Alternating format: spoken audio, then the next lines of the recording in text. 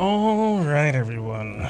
Thank you all so much for hanging in there as we go ahead and get started with some more D&D right here on Lionhead Gaming. And since it is Thursday, it means it's time for some more Song of Rapture. We got a lot to get into, so without further ado, Monsieur Omen, I pass the reins over to you. Last left our valiant vanguard, they had come to a sudden and surprising discovery, made a quick homecoming, and found themselves in a very dire situation.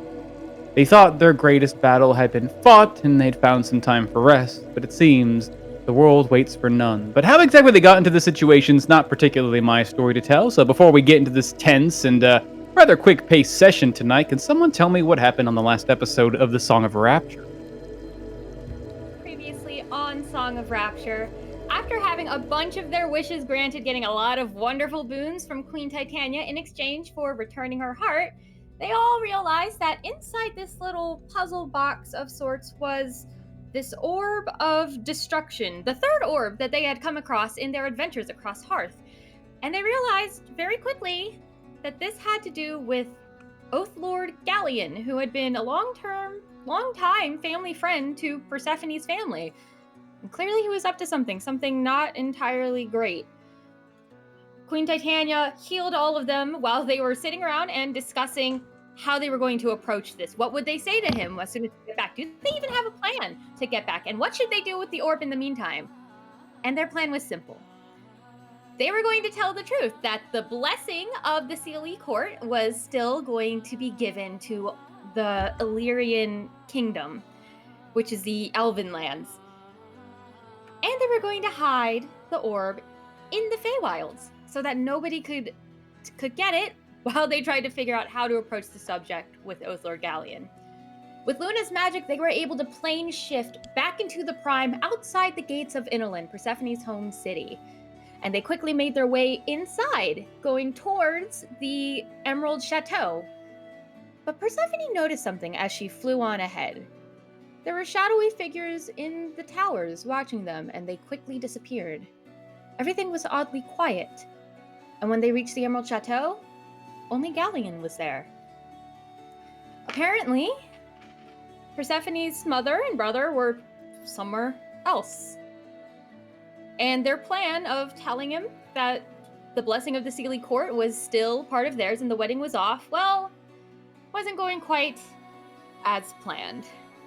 Galleon revealed to them that he served an entity called the Sovereign that wanted to bring chaos and destruction to the world of Hearth, and these orbs that they had been seeing everywhere, they needed to be fed chaos. His initial plan was, after getting Queen Titania through the portal, he was going to use the orb to destroy Persephone's brother, causing the queen to be distraught and create chaotic magic to basically explode in the Elven lands.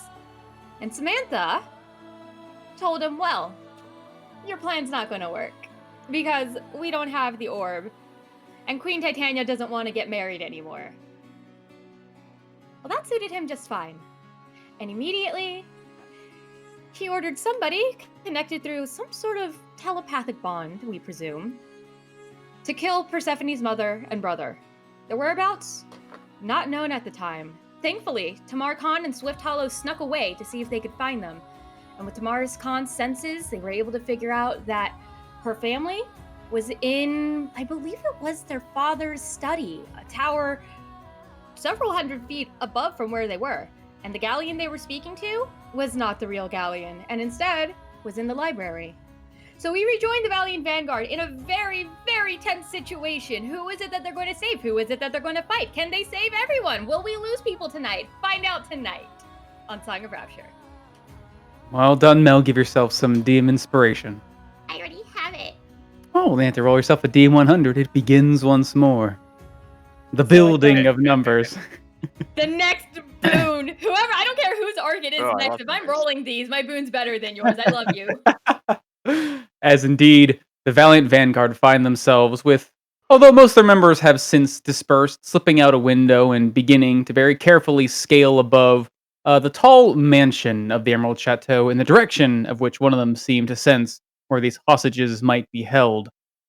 The image of their assailant, I suppose, once former comrade, and a now untrustworthy face, fades away with just following what seemed to be a kill order for whatever powerful individual seems to be keeping watch over her family is now about to turn their blade against them.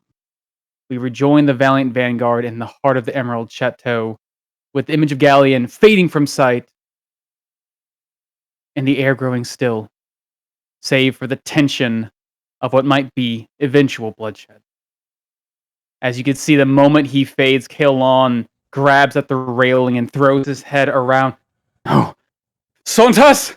Rail! As he seems to be distraught looking for his family.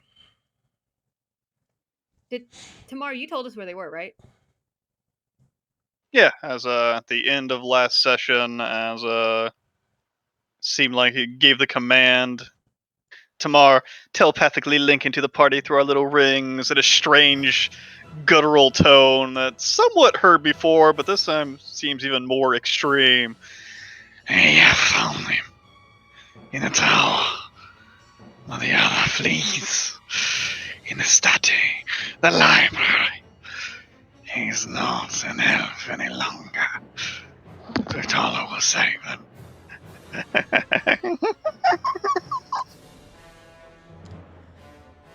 Tower, they're in the tower. Good. Everyone on me, quickly, as you see Quildor digging into his handy haversack. It will make us get there quicker. As Stephanie I hovers will over. pull out this little glass jar of a pixie and throw it up in the air and slash it as the dust flies everywhere. As it And grants it's this everyone within glittering 10 powder. feet. It sort of explodes in the air. Poof, a cloud of this glittering silver dust completely envelops all of you, almost catching you in the eyes and nose, as if it were going to be blinding, but it seems to immediately fade, and you feel that strange, similar, like, vibrating energy running through you when you were back in the Feywild, a similar sensation to when those pixies dusted you before, as all of you begin to gently float off the ground, all of you bestowed with the fly spell for 10 minutes, without the use of concentration. As well as, like, maybe some small objects around you start floating off the ground, levitating. Our quarry is in the library. You will not escape. He's still here. So you see Kaelon looking to and fro, up towards the ceiling, down towards the long, winding hallways that lead off to the library, and he turns back to you, Persephone. Daughter, I need you to save them. I let all of this happen. She puts her hand on her father's shoulders. I will get to them. I promise. I know you will, Persephone. And I'm going to, now that I have 60 feet of fly speed, I'm just going to start flying towards this window. And then hidden pass through it. I'll just fly to the window and fucking cut through it. Alright.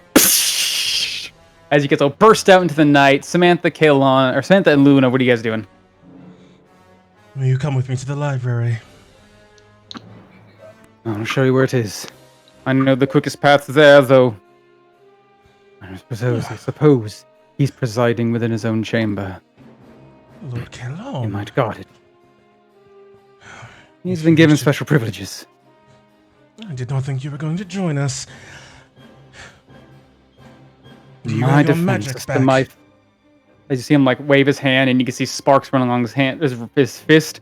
The moment you all left, I spoke with the Queen myself. I do not share it with you. I soon fear you'd try to take it away. Perhaps something else will die, but nevertheless. And so he'll just sort of kick off the ground and start flying, almost quite expertly, as if he's done this before, used to this magic. I will show you the way, but there may be magic guarding. We must be quick. Very well then, as I'll snap my finger and just summon my imp back to me, as it seems like he's probably going the wrong direction anyways, and fly off there. Alright, with Kaelon leading the way through the mansion, it will take you guys a little bit of time to get there, but fortunately, thanks to your immense fly speed, without having to cram yourself on one giant carpet to move, you're able to move quite quickly. You might think you'd make it there in about a minute or so. Yes. Oh, about a minute or so. Okay. Mhm. So I'm just going to... Maybe more than a minute, but about a minute. Gotcha, about a minute. So, just on the way there, I suppose, I would just sort of fidget and twist at this ring on my left middle finger, and when I feel or can tell from maybe asking Luna that we are close, I'm going to call upon its magic to cast Stone Skin upon myself. All right.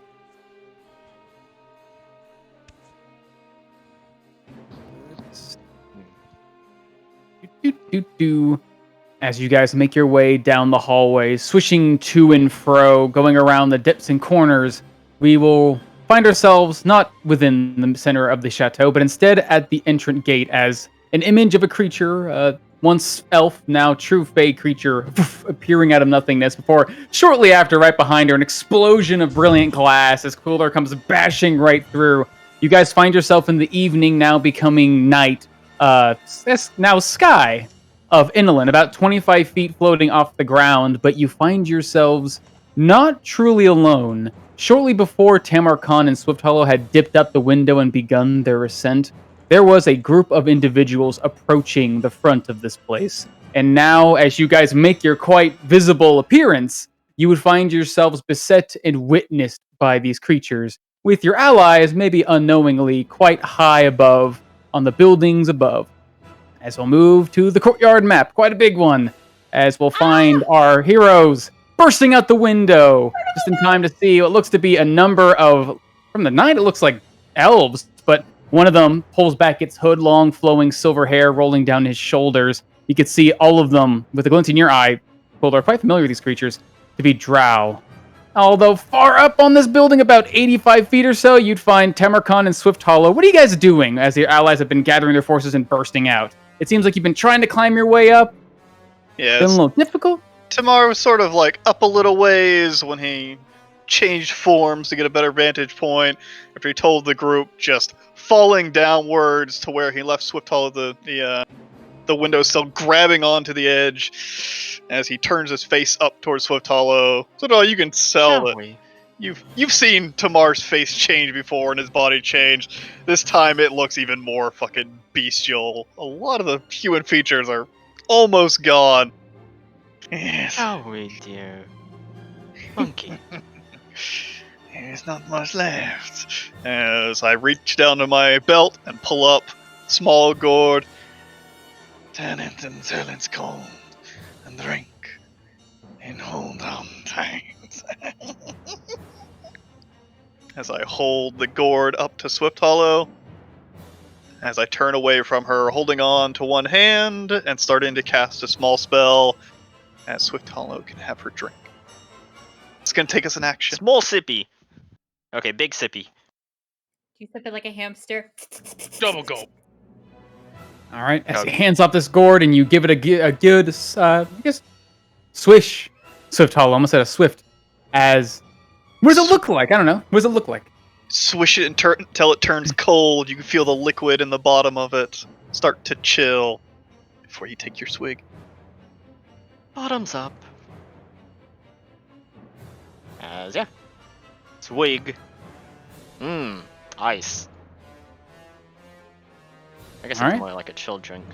That Yeah, chilling I'll, feeling begins to condense inside you. You feel this sort of tightening of your muscles and your bones even. It's not painful, it's just like intense pressure that pulls and eventually pushes around you until your form, even your clothing, even the daggers at your hips and the crossbow slung around your back begin to contract and shrink until what was once a considerably tall elven woman now rests just barely above 3 feet in height, the size of a child, as you are under the effects of the reduce spell. I guess the most concerning part is that I still keep my proportions, right? Yeah, you're just Yeah. like a halfling essentially. You're like smaller. You look like a child. Yeah. Still gaunt, just small gaunt.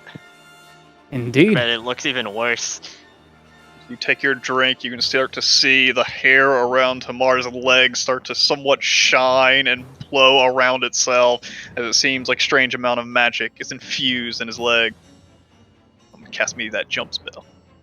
Of course. And as that magic suffuses your leg and Swift Hollow's form condenses, the window shatters, and now you can see life and hear life with your incredibly high senses.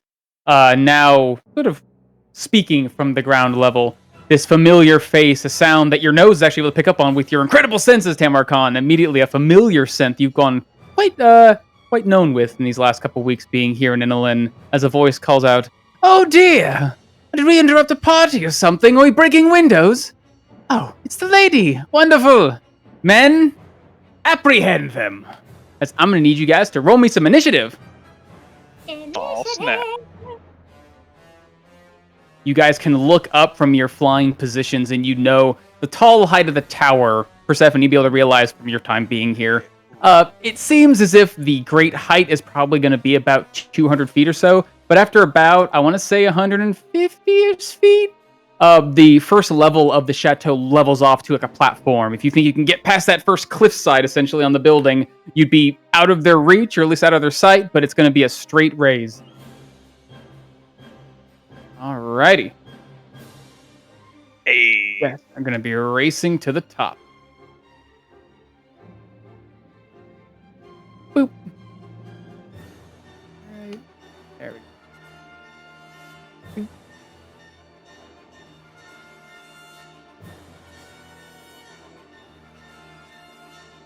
Boop. Doop. Doop. Woo, I beat 1. And doop. I beat 2. Cries in low initiative rolls. Alrighty, as Tamarkan and Swift Hollow at the very height, unless Swift Hollow there's anything you want to immediately do with your reaction, you'd see that the men down here seem to be reaching for their arms. There you go, perfect. Hopping right on top and effectively mounting your ally. Oh, yeah. Well, when you say it like that. Plenty of handholds as my hair has grown thick. Lots of hair. So Thalo uses her reaction, moves half her speed, moving 20 feet, and gets on top of Tamarkan. Hey!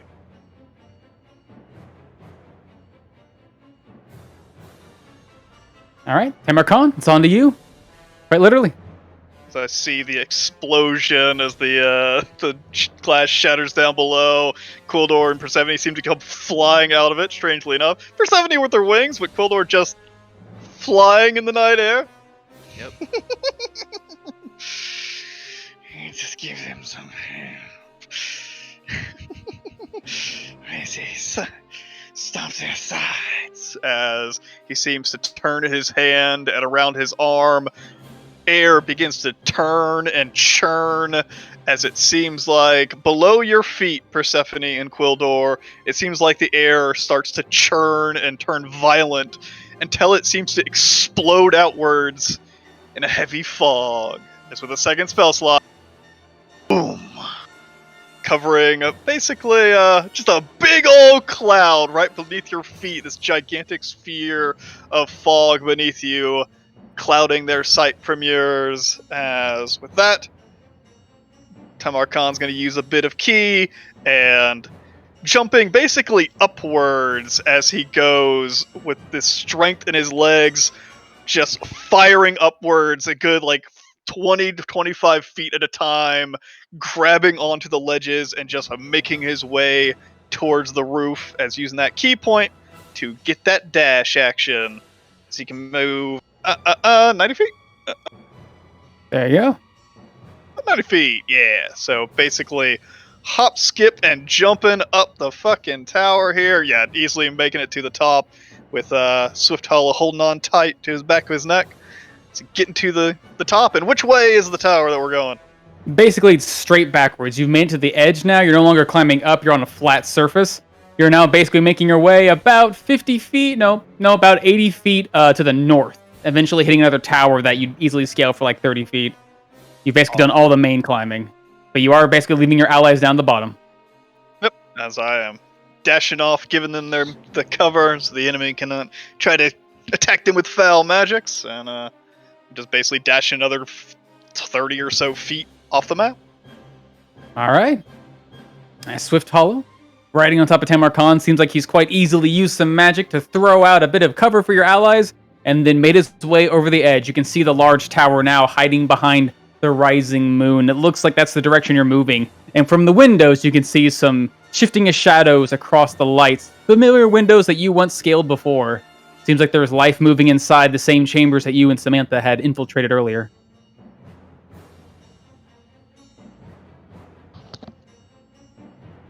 I think I'm just gonna hang on. All right. Just clinging on to As fast Tamarcon. as Tamarcon can go. All right. Cloud's like 40 feet up or so. So like the top end would actually be higher than Quildor and Persephone. All righty. The middle of it is 40 feet. And that's all you do, Swiftolo? That's all I do. All I right. guess I take the dodge action for all intents and purposes.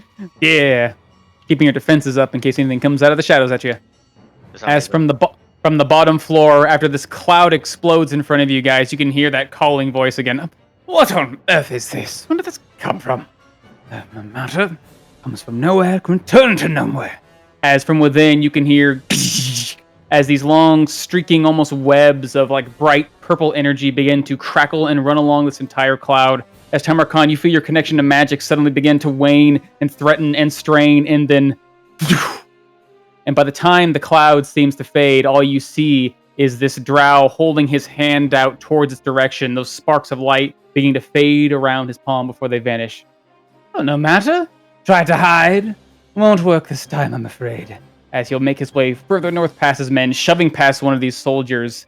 We won't let you get too far. Come now, light them up. It's getting a bit dark out here. Can't have them wandering around in the shadows.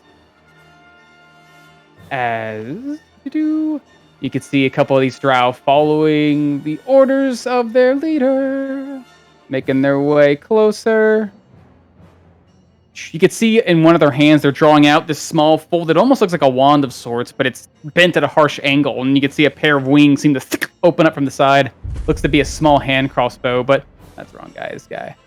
As you'd see, although they're seeming to ready a weapon, the moment they slap a bolt into it, they do seem to reach at their side and pull their hands forth, and you can see clinging to their fingers seem to be that same sparking, crackling magic before they seem to both throw them at your direction.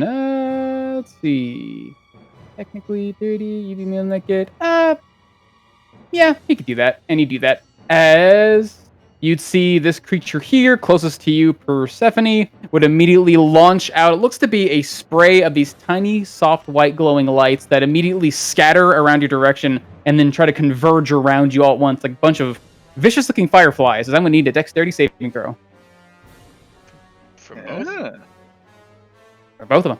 Hey, that's true. That's right. He throws at both of you guys as they Okay. seem to completely surround both of you guys. I was like, I figured hit both of them. Dexterity save from both of y'all. Ooh. Hey. I don't think I have advantage for any reason. Ooh, I think I'm going to use my inspo. Go for it. No. Ooh. Oh, damn it! As immediately, Quildor pulling himself out, glass shards falling around him, easily able to raise his shield and sort of make a gust with his shield to knock away these seeming fireflies before they fade. But the rest of them seem to immediately surround and cling onto you, even latching onto some of your wings. And the moment they touch you, they don't seem to hurt, they just seem to immediately start duplicating and spreading until eventually your body in this shadowy night becomes this bright, luminescent glow as you find yourself surrounded by a familiar feeling magic. You are essentially a glowing target. As from behind, oh, we got one of them at least. Let's try to get the other. But for that one, I'll clip her wings. Let's give us some time to rest. As these men will start to make their approach. There we are. Beautiful, boys. Beautiful, beautiful teamwork. As you'd see you guys flying in the air, one of you glowing quite brightly. You'd see the first man up here, raiding his own hand, drawing out another one of these crossbows, and throwing again another surge of these sparks in your direction, this time mostly focusing on you, Quildor. Need another dexterity saving throw. Oof. Oh?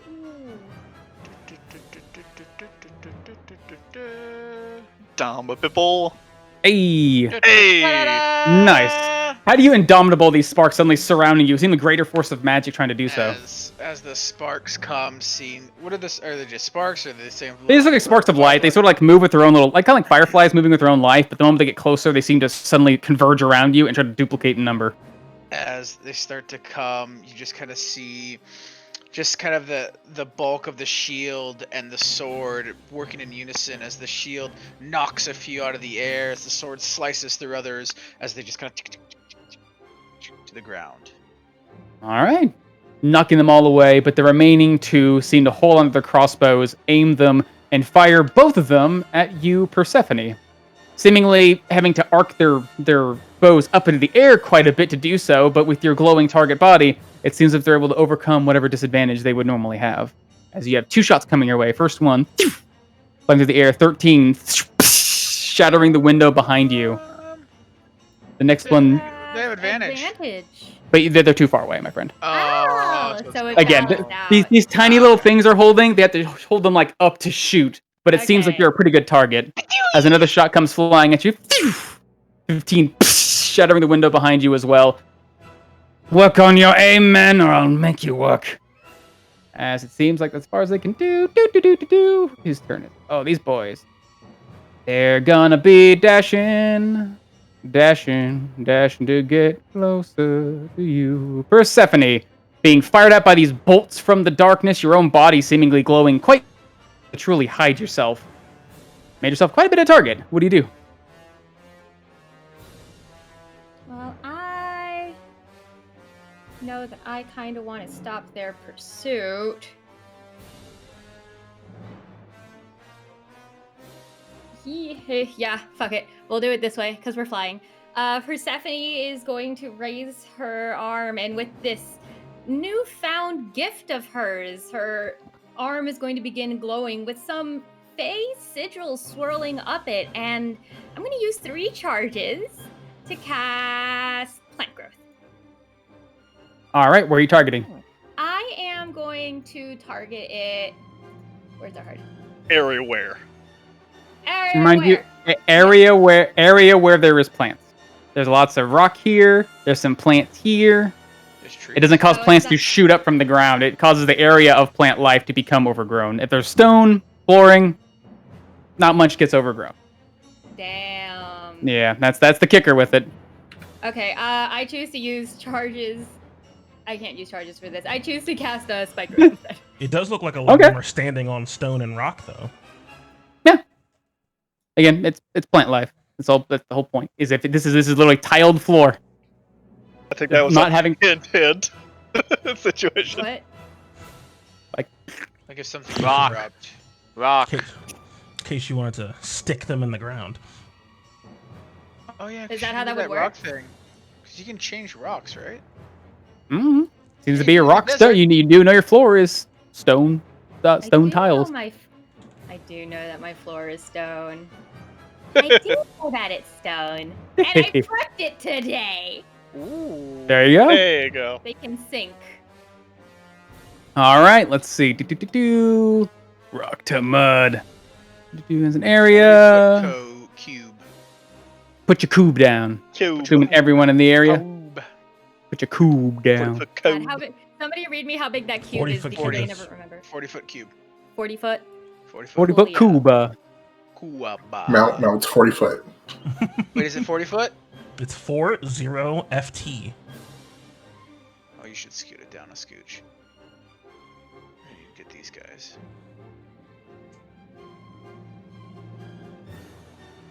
There we go. That works. Boom. All right. Oh, yeah, perfect. It's all around them, the ground. You can see even where the grass has become nice and soft, some of the hardened earth that holds the grass becomes liquidy and muddy as the entirety begins to soften and sink into the ground. Excuse me. As it's start your turn, or is when it appears. Got some mud today, creature that moves. I accidentally deleted my token. Uh-oh. Boop, there you go. Yep, there I go. I You need to put yourself back on the Any initiative. creature on the ground when the cast must make a strength saving throw. As I gotta make some strength saving throws, baby. 1 sec. Sure. When it's cast, and if they enter it. Yeah. Put you out here. Put yourself back on initiative. I'll reorder you in a second, baby. Into my memory, Nice. transmute rock is instantaneous. Indeed. It just changes. I'm trying to remember what I rolled on my initiative so I can fix it. Can't So, dispel the mud. You can't dispel it. 11.14. Yeah. Yeah. All right. It's just mud now. Mud time. I told I'll Mel make we're gonna you destroy her drink house, it. but it's all right. We'll fix Sorry, it. Dad. I sort of fucked up your patio a bit. Some didn't I? poor fucking 1, 2, landscaper. He's a dad. The Poor morning boy. I'm sure they before. have Elvin Home Depot here. He's gonna put on his ball cap. He's gonna be so excited to go to Home Depot and redo the patio. He's gonna I've be been fine. meaning to remodel it anyway. One, two, Windows. I feel like more stuff is going to break. So yeah, it's going to turn into mud. Oh, you got them all so far. Nice. You got all of them. 3, 4, 6. One more. Hey. All of Yep. them. The strength throws are saves on the little pretty elf good. boys. Yep. Pretty good choice. As immediately the ground beneath them becomes softened and start to pull down, almost with its own life of its own for a moment. And you can see all of them begin to get twisted and pulled into the hard, now not hardened, but still thick and immovable earth. What is going on here? As all of them start to sink down. I was more than willing to leave you alone when you were in the bellows, but since you decided to come up here, I think I'm going to send you back. As they sink into the mud. And Persephone's just Cue going to... Seinfeld theme. And Persephone's going to click her heels together as a bonus action, activating her Quickling Souls and getting the effect of haste. Oh, Nice. shit. Doubling my Bye. already nice. Yeah. Let's see. I fly at 60 now thanks to the pixie dust. Yeah. And I zip 120 feet of movement. 20 feet up. Just immediately tearing through the air. And I have a haste action. that I You can certainly use do. to Dash. You certainly do. But is that another 120 or is it 120 doubled? That'd be another just- 120. Okay, I go Yeah. another 120. I'm just off As- the map now. You would be able to, at that speed, shoot off past Tamarcon and Swift Hollow, see the tower, and you'd actually be able to probably, at that angle, probably reach the window of your father's chamber. With that immense doubled speed. Just going from the window level, up the building, over the top, immediately, seemingly, to where you need to go. Are they inside? Can I see them? Are they safe? Not quite. Whatever. Not quite. Lots of light going outside. We'll get there in a second. That's probably the end of my turn then.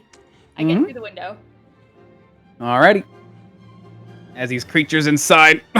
What is this? Magic! As he tries to ready himself inside, but unable to really do so. I think he's got to make a save. He can try it as an action. Oh, he can try. Oh, wait, he can just do that. Interesting. As he'll just sort of rip himself out, able to use his action, just pry his leg one at a time out of the mud, and then use whatever movement he's got to try and rip his way out, but it takes a shit ton of movement to do so. Ending with this guy here, ripping himself out, but that's all he can really manage to do. Quildor. Seems as if these creatures are getting ready to fire down upon you, but immediately the ground around them became an unhospitable swamp. And you're sort of free to do whatever you want. I gonna fly. Zoom, motherfucker. As I will dash. Nice. Is that your turn?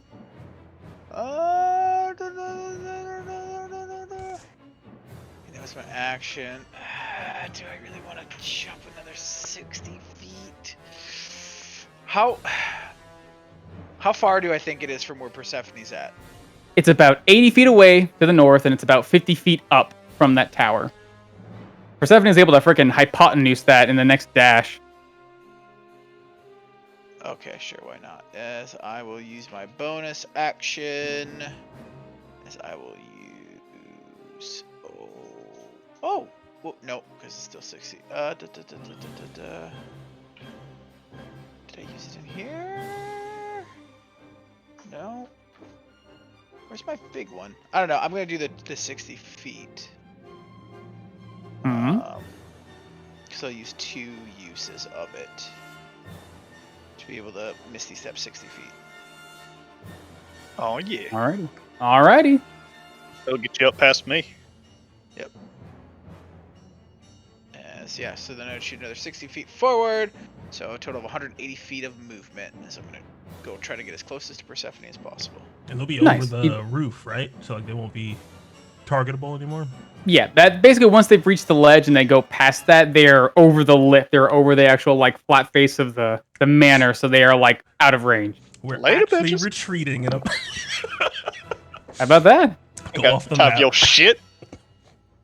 We'll No, handle they're you in a just- second. Now they're just stuck Able in the to- muds. Able to throw yourself forward through time and space quite quickly, cool Lord, and eventually you'd see falling behind would be your allies, as these guys would be spending their next bit of turn ripping their way out of the mud. As, with that, assuming unless Temercon, you want to turn around and drop a bomb or something, so it's all you two. Oh yeah, we do that. Yeah. Yeah, they fart. I drop Bunker my. busters, drop them both. I pull out my Fat Boy launcher and. There you go. As assuming you guys are continuing your way straight towards the tower, leaving them behind, you would zip your way up, Persephone being probably the quickest and first one to begin to reach here. I think the last thing you'd probably hear with your crazy high senses, Temercon, is another loud of magic from down below, but that's really all you're able to pick up on, besides a number of angry cries of creatures slapping around wet mud.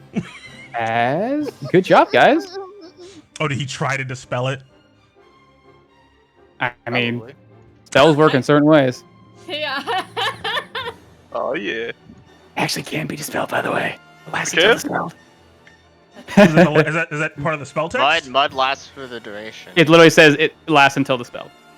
Yeah. It's why it doesn't become a pit that constantly eats things forever. It's just, come on.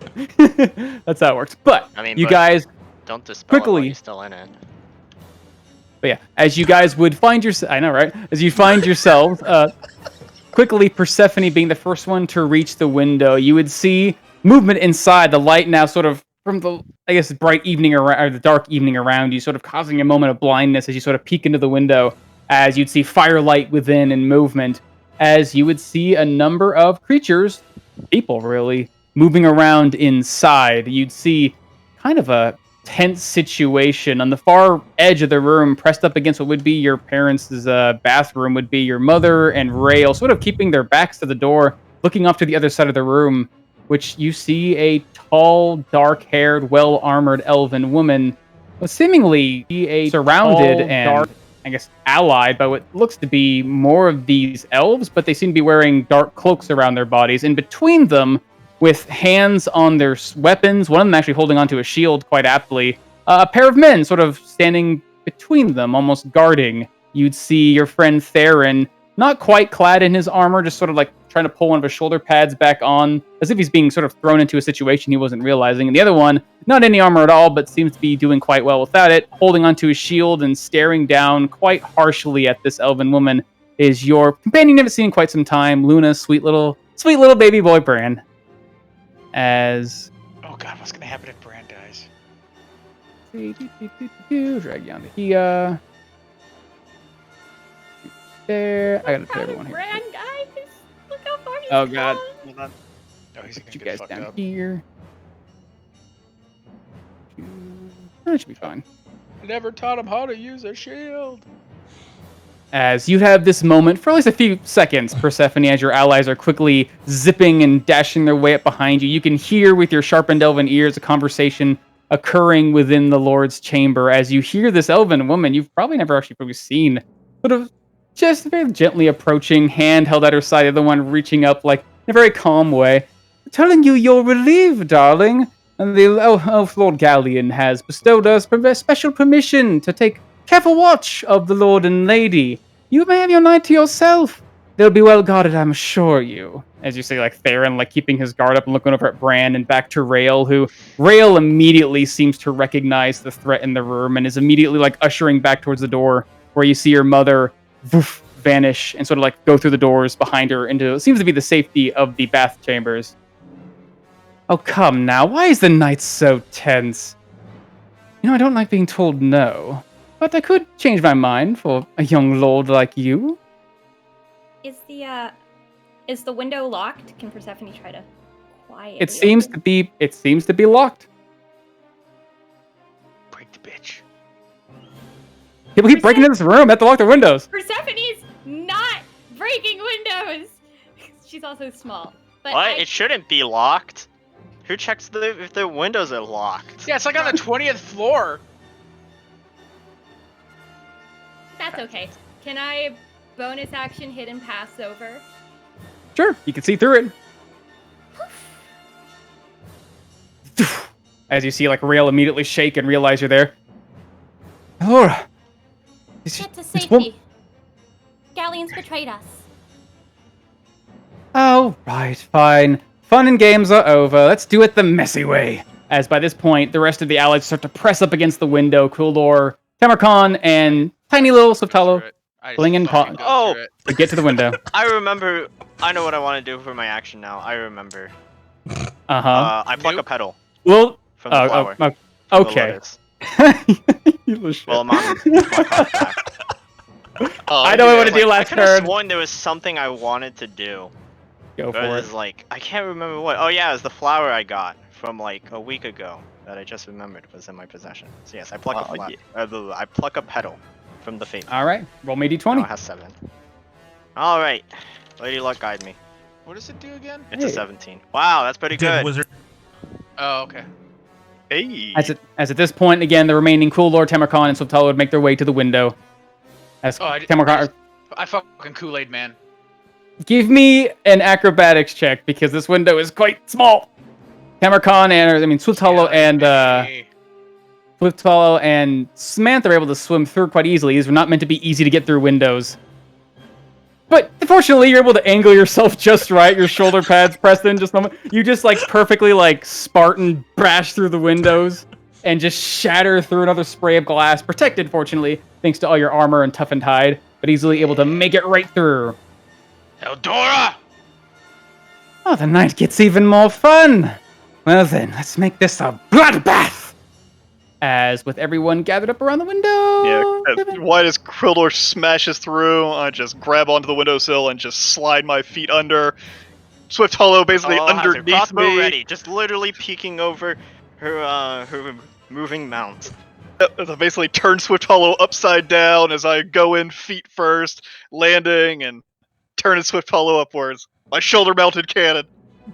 There you are. Surprise! I start clicking with my predator click. As I'm gonna need y'all to roll me some initiative. Tamarkan needs thermal vision. Give him Why thermal hit vision. you with the timing? At least my dice are consistent. Now you have with to the give me initiative some- roll. Me and Swifthollow! Oh yeah! Oh, synergy! Let's see if that's an action. Yeah, 23. Oh wait, that's 23.2. Far away these get.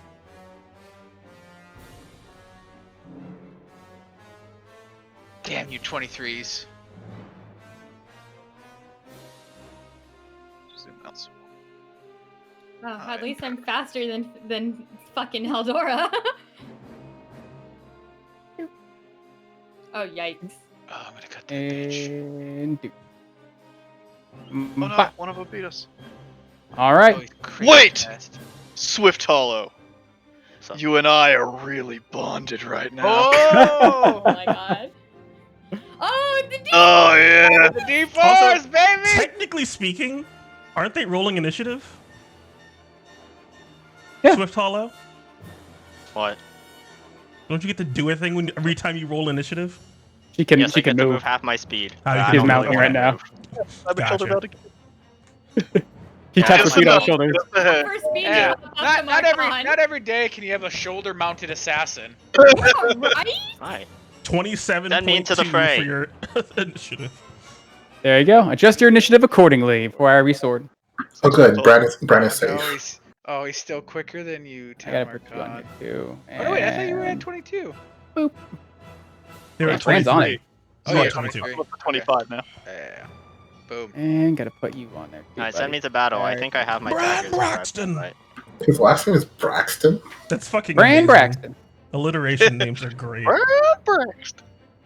As Swifthollow, quick on the draw, realizing your hair standing on end and the sense of danger impending on you. This is not a safe place to be. Your weapon's already drawn. What do you do? Yeah. Swifthollow, seeing the supposed threat, supposedly. Mm-hmm. Yeah, she fires at, I can't pronounce her name. Heldora. Or Haildora. What's her name? Helena? Okay, anyways. It's Hail Hydra. Hail Hydra, she gets shot. Give her a shot. Sure. Bang! Ooh, as that shot will fly through and hit her true, as you immediately see this bolt come flying up towards her neck and hits hard into the metal, thunking loudly, and you hear this shattering sound as immediately looks like glass just breaks off her body as the arrow seems to dig in for a moment before falling away. That hurt quite a bit. Oh, quite potent for a child. As he seems to be harmed by it, hit quite true, but not truly, like, wounded. Aw, she's Just simply cheating. shattered away.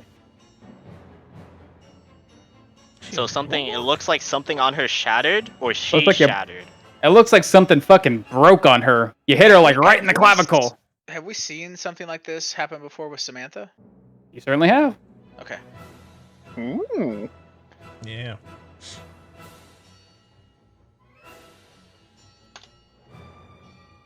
Huh. Alright. I shot you. Why aren't you dead? This is how it works. Yeah, I know. Yeah, shoot why once is and the everything human dies. not Fuck. dead? Thinking face. Oh, by the way, you had to roll a d4. It's a track. Oh yeah, minus. Right. Less damage. Slightly less damage. Because you're reduced. You're a baby. Oh yeah. One Okay, less one. damage. My small crossbow bolt still shatters her, whatever, etc. It certainly does. This tiny bolt exploding. What seems to be like a layer of invisible glass that surrounded her whole body. Yeah, Swift Hollow. Does I recheck the quiver real fast? Hang on. It's only when I crit, right? Crit or kill Only when you crit or kill something. Okay, then Swift Hollow will poison a bolt. All right. Lather it up. Getting Okay. that ready. As Tamarkan, a bolt goes flying over your shoulder, striking this lady. Glass shatters from her body. Seems to be mostly unharmed. And almost like Swift Hollow pulling the trigger to fire the bolt, Tamarkan is also just fucking off to the races, leaping off and just bounding off the wall as he starts just charging forward, basically on all fours, this strange, inhuman form. Swift Hollow in tow as I just start charging into the midst of these creatures as right before I get them reeling back and pulling the bar out from behind my head and just stopping and just bashing forward, basically trying to catch these two guys off on my right here with the same blow as the bar extends to its 10-foot reach, striking out first the guy in front of me, bop, ooh, hitting him good, bopping him, bopping the guy behind, ooh, just a 17 to hit. Let's see, 1 moment, 9 damage, whacking the dude in front of you. Seems to take the hit quite well, but still standing on his feet. The guy behind him just tries to pull out of the way, but you're just too quick as that will strike. Hey, another 9 damage. And that's the guy down here or the guy down here? This guy. Gotcha. Swing out and connect with both of those guys as I will do with this guy right in front of me as I swing back the other hand as I pull back the bar, releasing it, pulling a dart, and then just throwing it right up into this guy's neck as a dart comes flying out. Thankfully, with Swift Hollow there, the devilish little child on my shoulders with their daggers in place. Give him that little She's quite sneak attack. distracting. How could someone so small wield a crossbow so big, and then as they're looking at small Swift Hollow, It's dug into the neck for 15 damage as a bit of ki is carried along with that strike as well as gonna use that little death strike. Pop! Hey, another 5 on that. Ooh, as that will dig deep into its throat. 20 damage on that motherfucker. As he immediately put his hand up to his throat and his hood ends up immediately falling backwards off of his head, revealing that this long string of silver hair running down his shoulders. Oh, Drow! What a surprise! Is that what Haldora says? As with that, I am just going to, can't really, like, throw Swift Hollow off, could I? Guess not. That's fine. As Tamar is just going to wheel the staff around on his shoulders, stepping deeper into the fray, but this time taking up a defensive stance, using a bit of ki to go into a patient defense there. A little dodgy poo, as trying to block the blows from coming in, creating a bit of a wall. As just a little eye glancing back at Quildor, waiting for him to make his approach as well. As that's me. All right. As just to the south of you, seeing that you come in as a spinning mound of bar and monkey flesh, striking out at the enemies in seemingly in unseen ways. He's like one of the men get turned and like a hand goes up towards his throat and he turns around. There's a needle stuck in it. He immediately throws himself forward. You see at his side, he draws out this blade and immediately tries to stick it into you. Try to like stick the small, short, twisted blade. That the moment he pulls it out in this room, you can see as the light of the fire hits it, the soft smoke starts to pour off of it as he's gonna try to stab you. Oh yeah, little disadvantage-o. Yeah. Mm-hmm. A little stibbity stab. Bah! Throw me to the air. The moment it goes past you, you can smell this strange, not acrid, but like horrid, almost rotted scent coming from the blade as he reels it back again and tries to stab to the other side. Ah!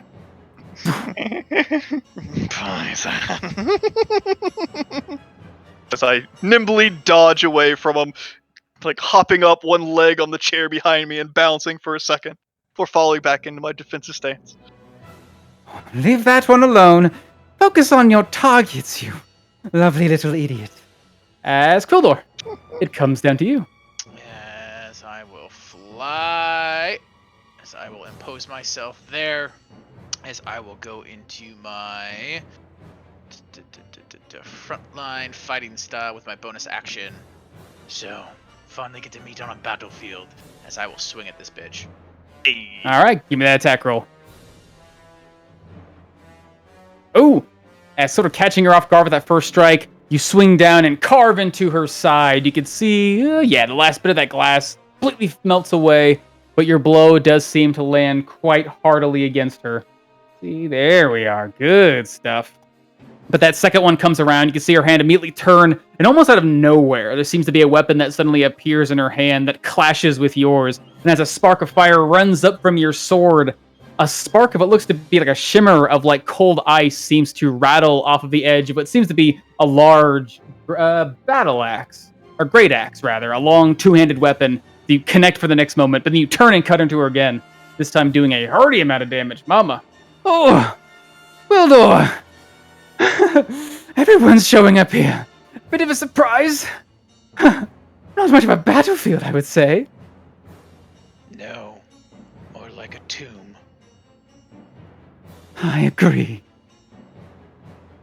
As that will be my turn. That's all my stuff. All right. It's armor of Agathis. How much damage does Quildor take? Just it was at least the flavor thing. You already got rid of it all. Ah, I see. Always using the fire. You might have taken maybe 40. Nah, it was the last of the fire melting it away.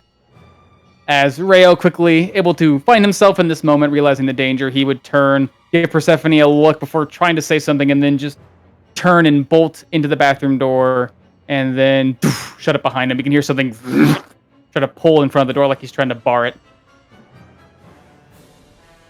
As Bran would step forward.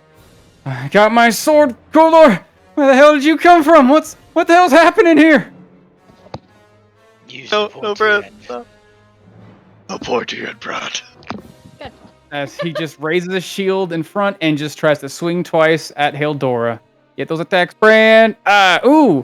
First one cutting in. He's sort of with one strike opening up Hildora on one side. His seems to reach in and catch her on the other side. Oh, that's the wrong way. All right, time to determine this NPC's value based completely on random chance. And That's then right. swing the That's sword, and that's how it works. Trash. Ooh. As the next one comes, you can Garbage. see the axe come down and catch the edge of his sword and push him away. Oh, there's too many men for me. We'll have to take care of that soon. You're 1 for 2, Brad. All right. Okay, Bran. Okay, rolling a 7. Okay, that is not respectable. That's literally less than 10. Garbage. I mean, God. roll the 17. How though, dare you so- randomly get a 1 out of 20 chance to a high? As this drow reaches up to his throat, and you can hear pulls out this dart and just sort of tosses it away into the distance, clattering against the wall. You can hear from Oh, shit, Hildora throw it out the holding off window, against all drow. throwing against all holding off against all these attacks. It seems. Go after the hostages. Don't leave them alive, or I will come after you myself. As you'll see, this guy immediately start to bolt over the furniture and try to make his way towards the door. Getting opportunity attack from anyone who would try. Bran seems to be focused on little Hildora right now. That's As Switolo, Cameron. Swift all have her daggers out? She's got a crossbow, unless she wants to kick him. Oh, okay. Yeah, knowing that Swift Hollow doesn't have her daggers at hand, yeah, Tamar is going to just sort of reel back as he thinks he's just out of range. The strange, lanky, monkey legs, one just reaches out and baps him across the side of the head. Hopefully, and Oh, as that'll catch him. as a bit of key will wrap up my leg and try to knock him silly. Little stunner strike. Damage.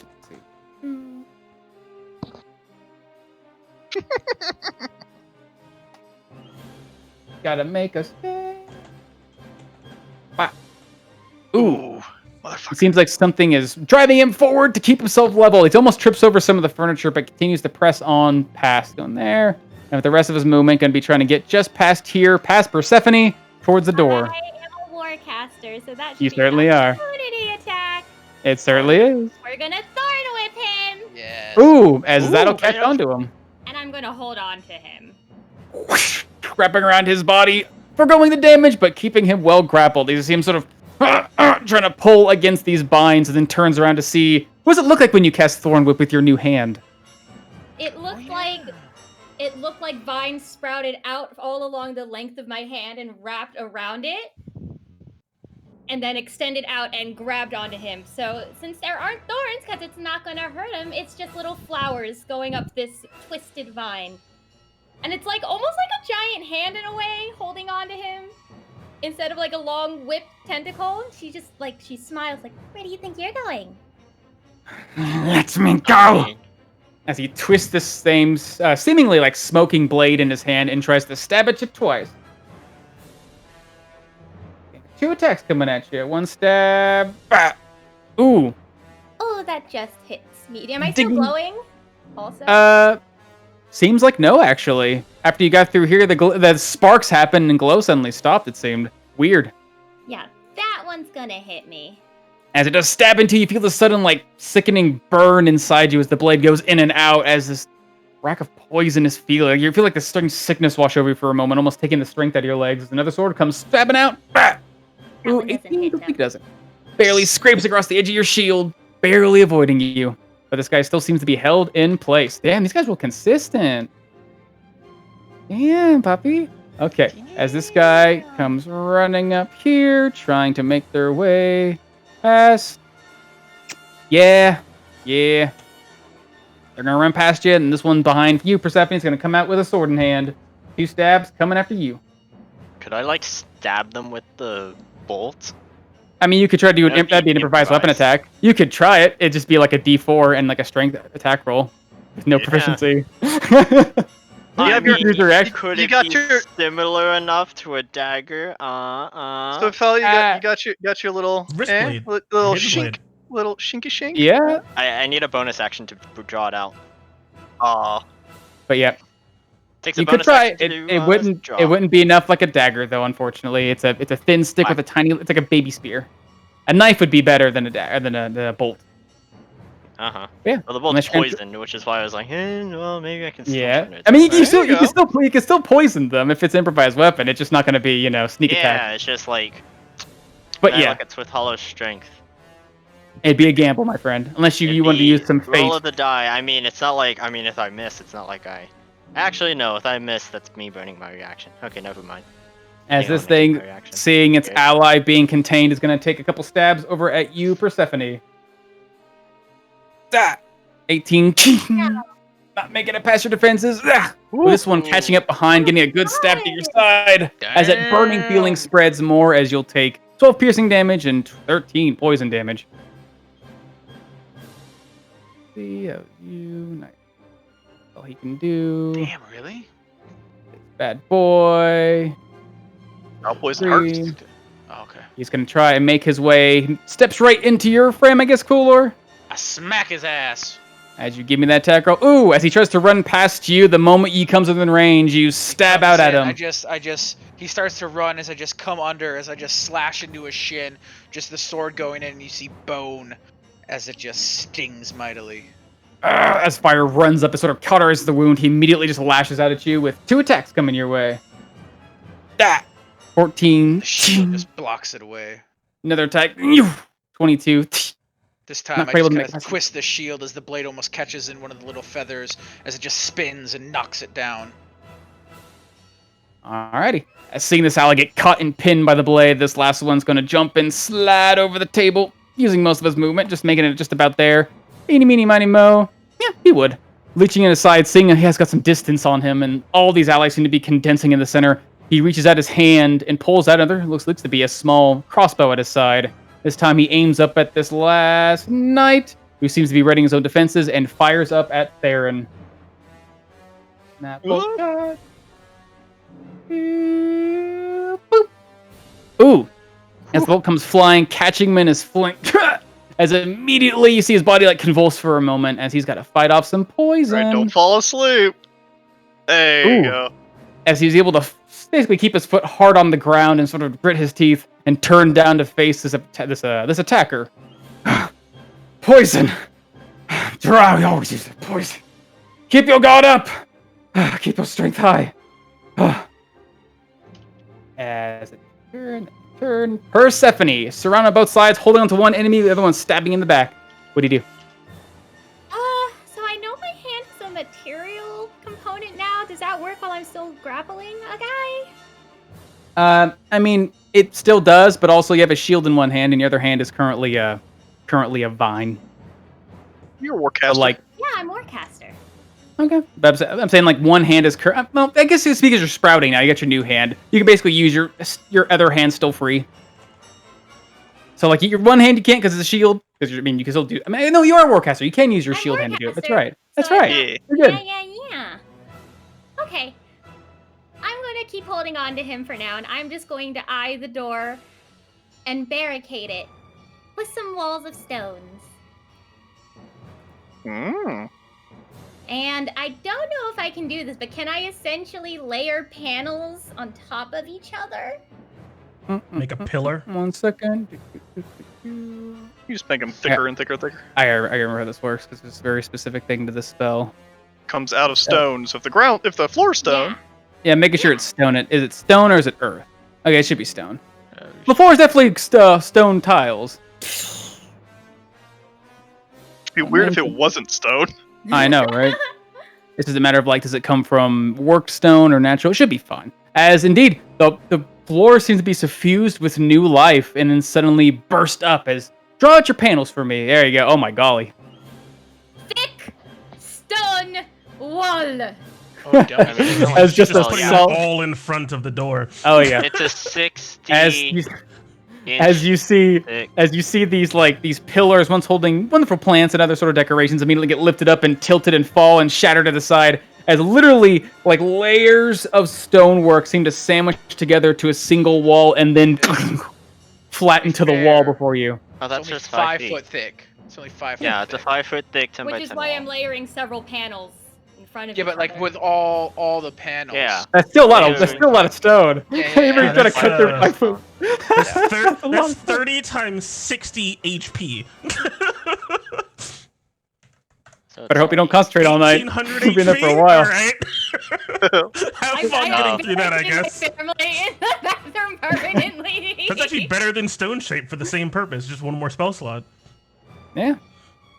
As indeed, a wall of stone seems to completely barricade the door, Jesus. rising up to the ceiling and seemingly protecting them.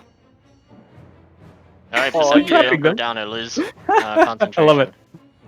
Okay, and I am going to use my haste action to, oh god, do I have the right one? To disengage.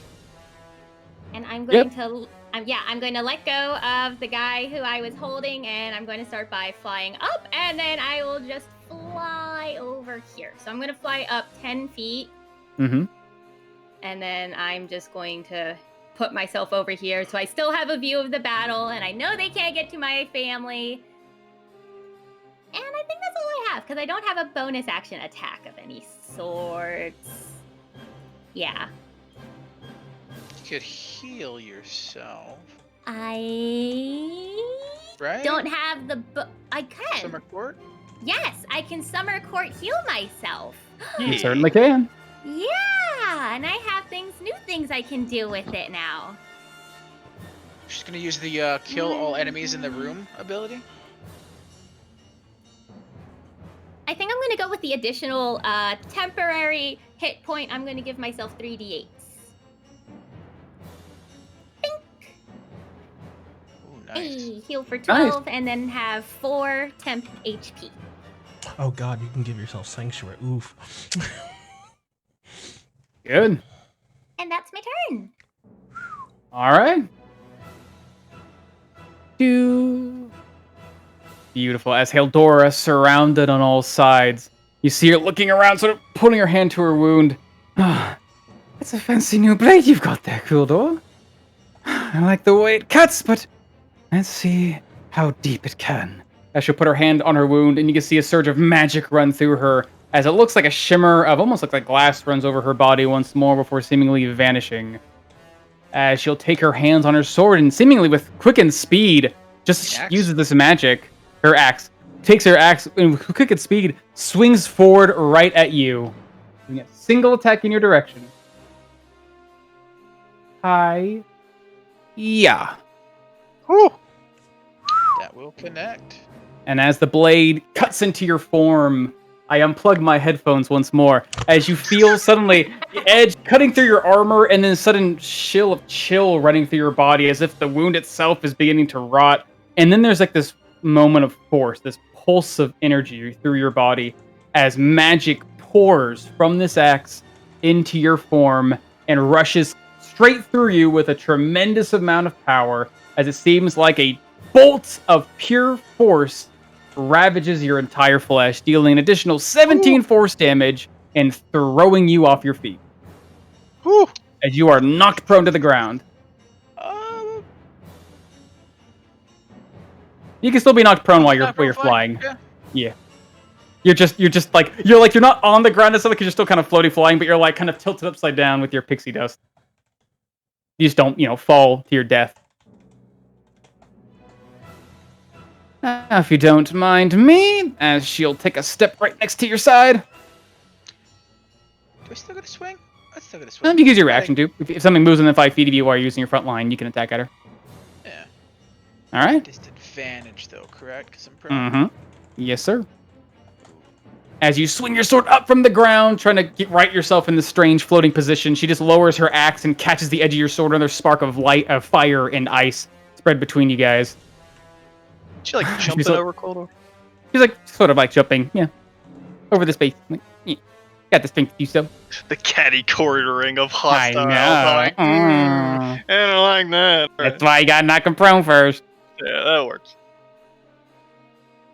As she'll try to move herself just out of reach. And now she'd make it right there. No, yeah, she'd make it right there, sort of leveling the battlefield and seeing her ready some more magic, although it seems to be sparking in her hand now. Running low. As Theron's turn. What would he do? As he'll turn to sort of look to where his quarry was and see a massive stone wall. I take it they're very well protected now. I sure hope so. Very well. As he will try. Yeah. He's going to reach up with his spear. As a dutiful guard will try to strike out at Hildora. Ooh. Catching into her side. Again, you see him stab right into her side, and you can see those sparks. For a moment, it looks like it cuts right into her armor before the glass begins to crack a little bit.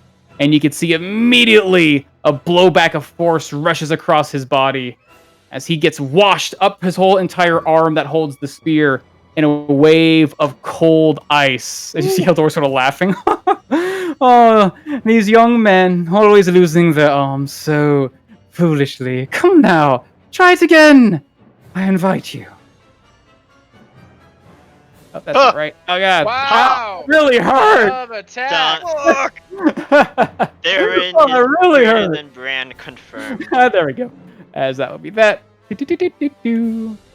Beautiful. As Theron sort of reel back his arms, trying to hold on to himself, as that is all he'll really do for his turn. As Swift Hollow, still riding on top of Tamar Khan's back, who seems to be dancing over the battlefield. What do you do? He's in my threat range, right? He definitely is. Threatening me. He's definitely within 5 feet of you. Uh-huh. Are you threatening me? Are you threatening me? She said with murderous intent. Go home. Yes, Swift Hollow will disengage. Kickflip herself off of Demon and line up a bolt. Heading towards this guy. All right. Give me that shot. No advantage. Oh well. Or sneak attack. That's fine. Everything's fine. I just need to get this poison off. Where are you? There you are. As 21 will hit, catching on for 10 piercing damage. And oh crap, which one did I put on? I put a greater? I did put a greater. Alright, gotta make a DC 14 con save. Hey. Con save. As he takes 7. Ooh. As he's somehow DC 14, you said? DC 14 con save against my As, poison. as you see this bolt go striking into his body, you see him sort of quiver at the pain, but it seems like he's quite well trained against such forces, but still able to resist it quite well in order to do so. As he seems to be not taking too much damage from that. So Talo puts away her crossbow and pulls the daggers and remounts to my con. Yes, remount him. Back under the totem. Racking back in the saddle again.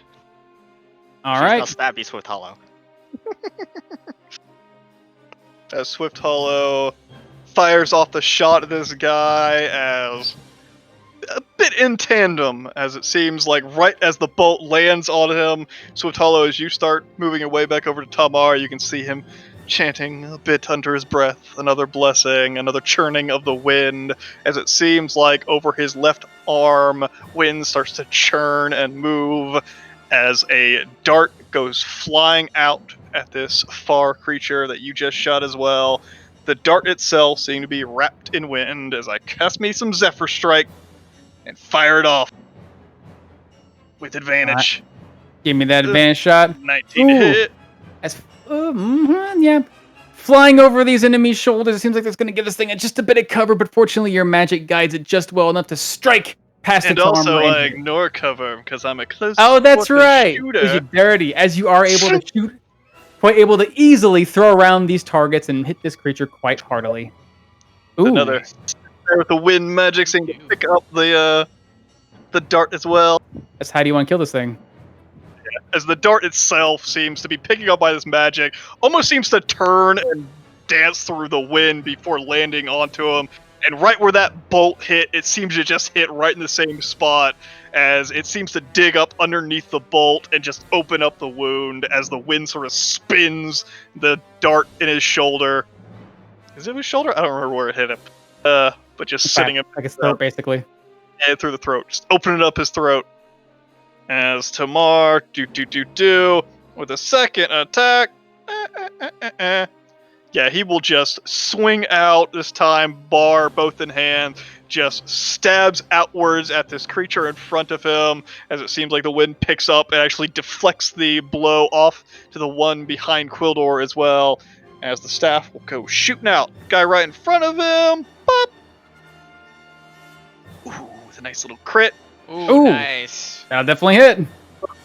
18 damage, popping him in the face as it will bounce off and hit the other guy as well. Hey, there we go. Another 9 went over here.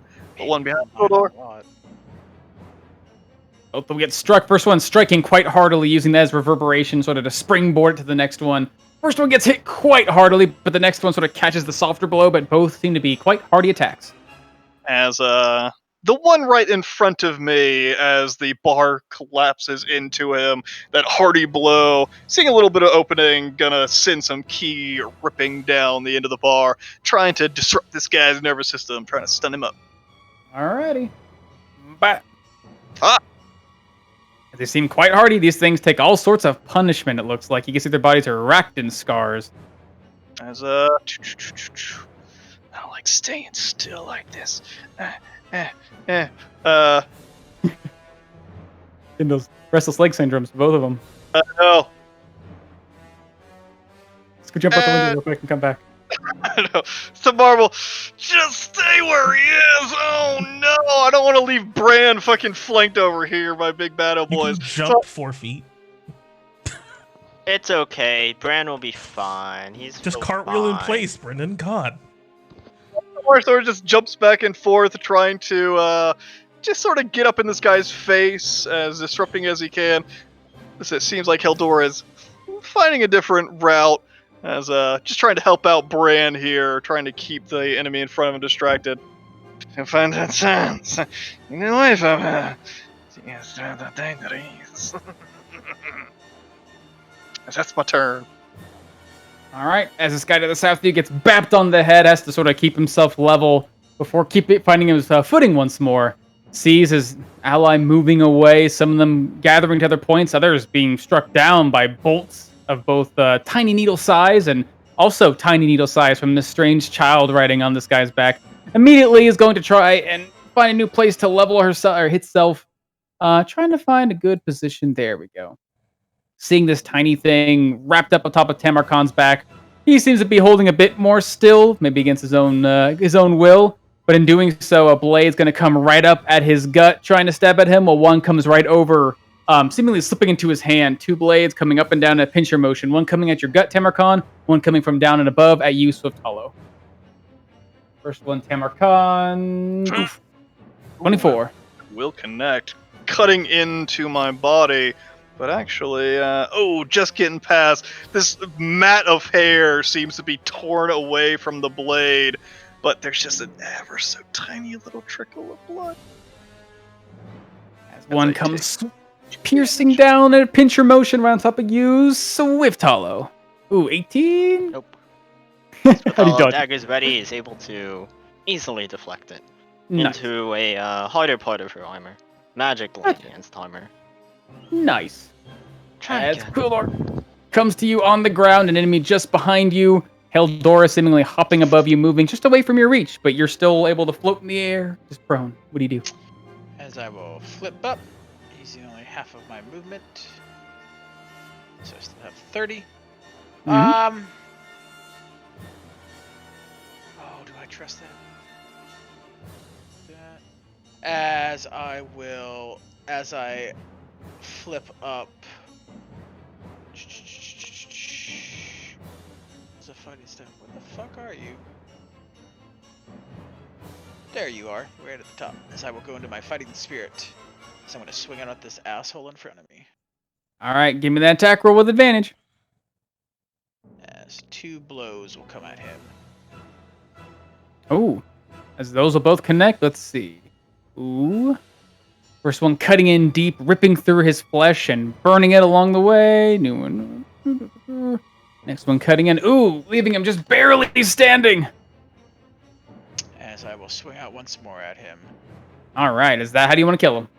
As it's just like I slash in down at his legs as he goes down, as then I catch him on the shoulders, as then he rises back up, and the last one straight across the jugular as he just falls lifeless. As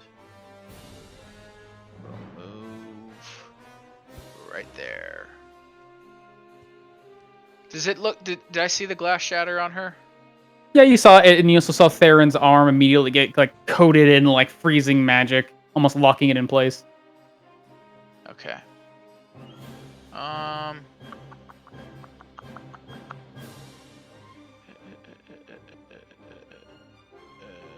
I want to? Do I not? Do I want to? Do I not? Fuck it, why not? I'll action search.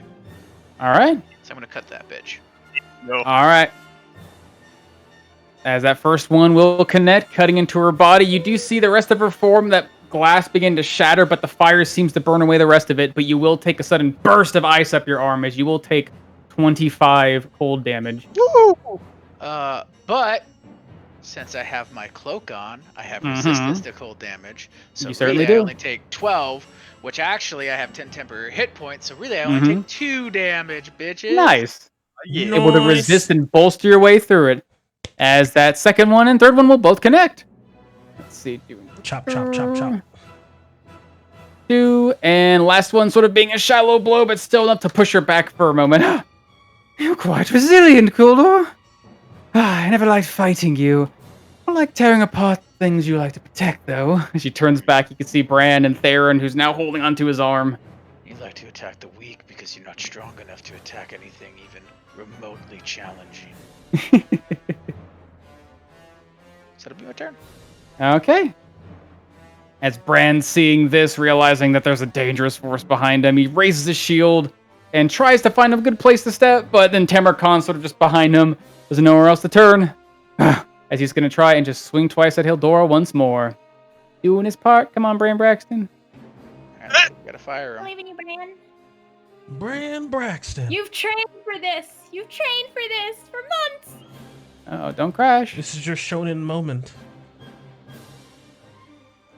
There we are. Bran, try to crash. Ah! That's it. He's fucking off the team. Alright, put your platinum in a sock, everybody. Put your platinum in a sock. As he swings up and Random Hildora chance. smacks the sword to the ground. He tries to swing up once more. Whack! This time actually sort of pushing back her blade with a surprising amount of force and cutting into her. Good job, Bran. 50, Bran. Still You 50. randomly rolled higher this time. I'm proud There's of a you. 50% chance Bran will Actually, get a hit. He'll pull himself next to Word, Thayer, and you word. see him try to like impose his shield between the elf and this woman. As he does that, oh, you're super dead, 16 bro. would hit her. Let's see. Do-do-do. As you put yourself here, Quildor, this creature tries to swoop up from behind and try to get some blows into you. Yep. Coming in. Bah! Sing! Trying to get past your armor and deflect it away. Sing! Ting! Just still ting. And you can hear Hildora call out, "Stop attacking this one! I have a magic user. Put her to sleep, please." As he leaves the rest of his movement to try and get around here and see Persephone and then get closer and closer while keeping his defenses raised against Quildor. Let's see, how dead are you? Ooh, you're super dead, bro. As this one down here, following orders, will come up down here next to you, Persephone. Let's see. Yeah. Blades drawn, throwing himself forward. Trying to 10 pierce feet into up. you. Oh, that's right. I'm just Crossbow going up. drawn out, pointed up Yeah. towards you. Firing a bolt. And I am dodgy. Hey. No, I'm disengaging. Disengage you. Yeah, not dodgy. As the bolt comes flying at you. Catching, 25. not hurting too bad. Kind of a mild wound, but you do feel that sickening feeling washing over your body. I made a Constitution saving throw. Ooh, this will be interesting. What, 15? Mm-hmm. Okay. Constitution Constitution saving throw for the poison. Hey. Able to resist it, feeling this thing trying to weigh down your body, slow your movements, but you're able to shake it off. Unaffected no. by it. As you Stephanie, as your magic fails, you know that your friends are so close by. Hey, get that Ball! D4. Ball! Oh, it's good enough! Hey, nice. Good job, Tamarkan. Save Good the shit. day. Shit! Friendship saved the day. As Persephone, friendship holding your magic together, keeping your family safe. What do you do? Baron doesn't look like he's doing too well. I'm gonna zip down really quick and give him. Oh, I have charges I can do for this. Yeah, I'm going to use 3 charges to give him 3rd level cure wounds.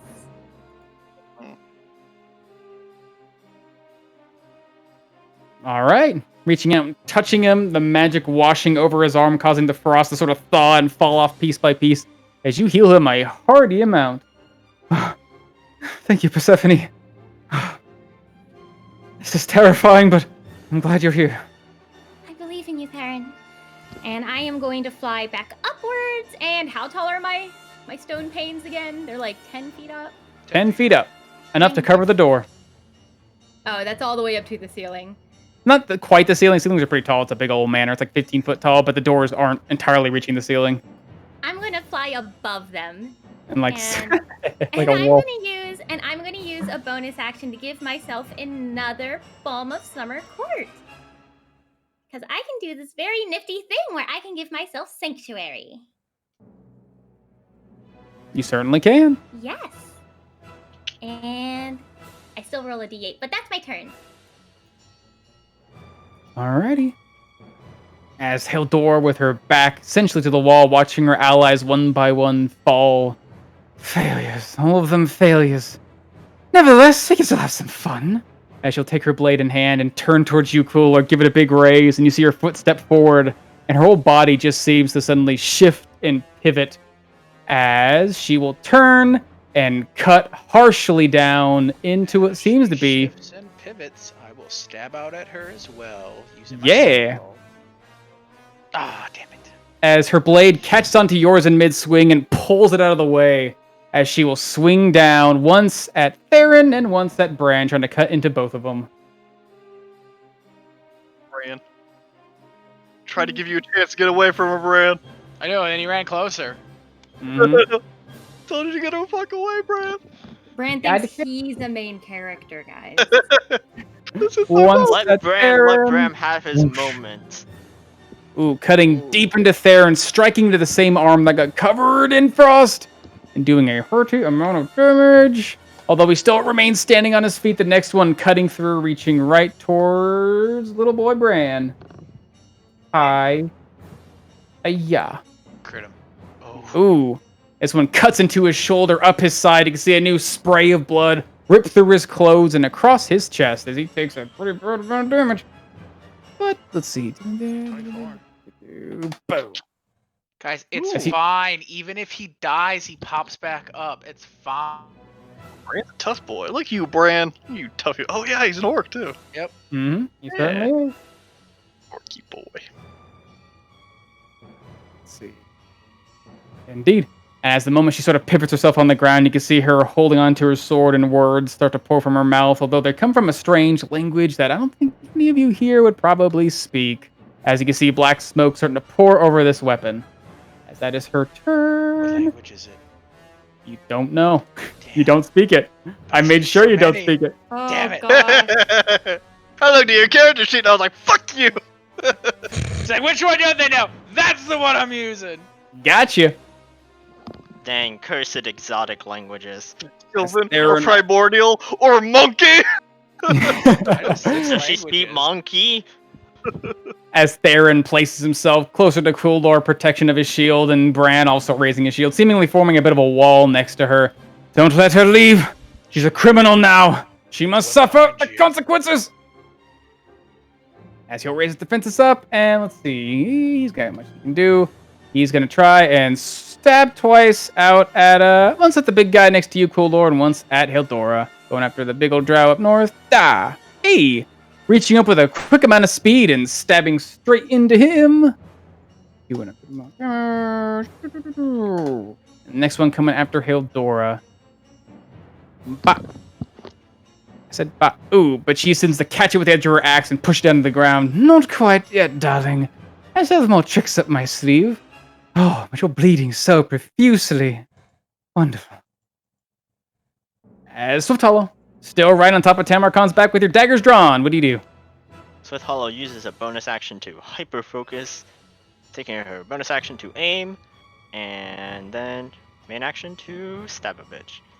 As Swift Hollow, with claws like a wolf, strikes once, strikes twice. And she strikes with both of her daggers. All right. Give me that attack roll. Wow. Dancing in a Ooh. smooth elven grace. And As they that'll were connect. So close. Ooh, Mamma Mia. 35.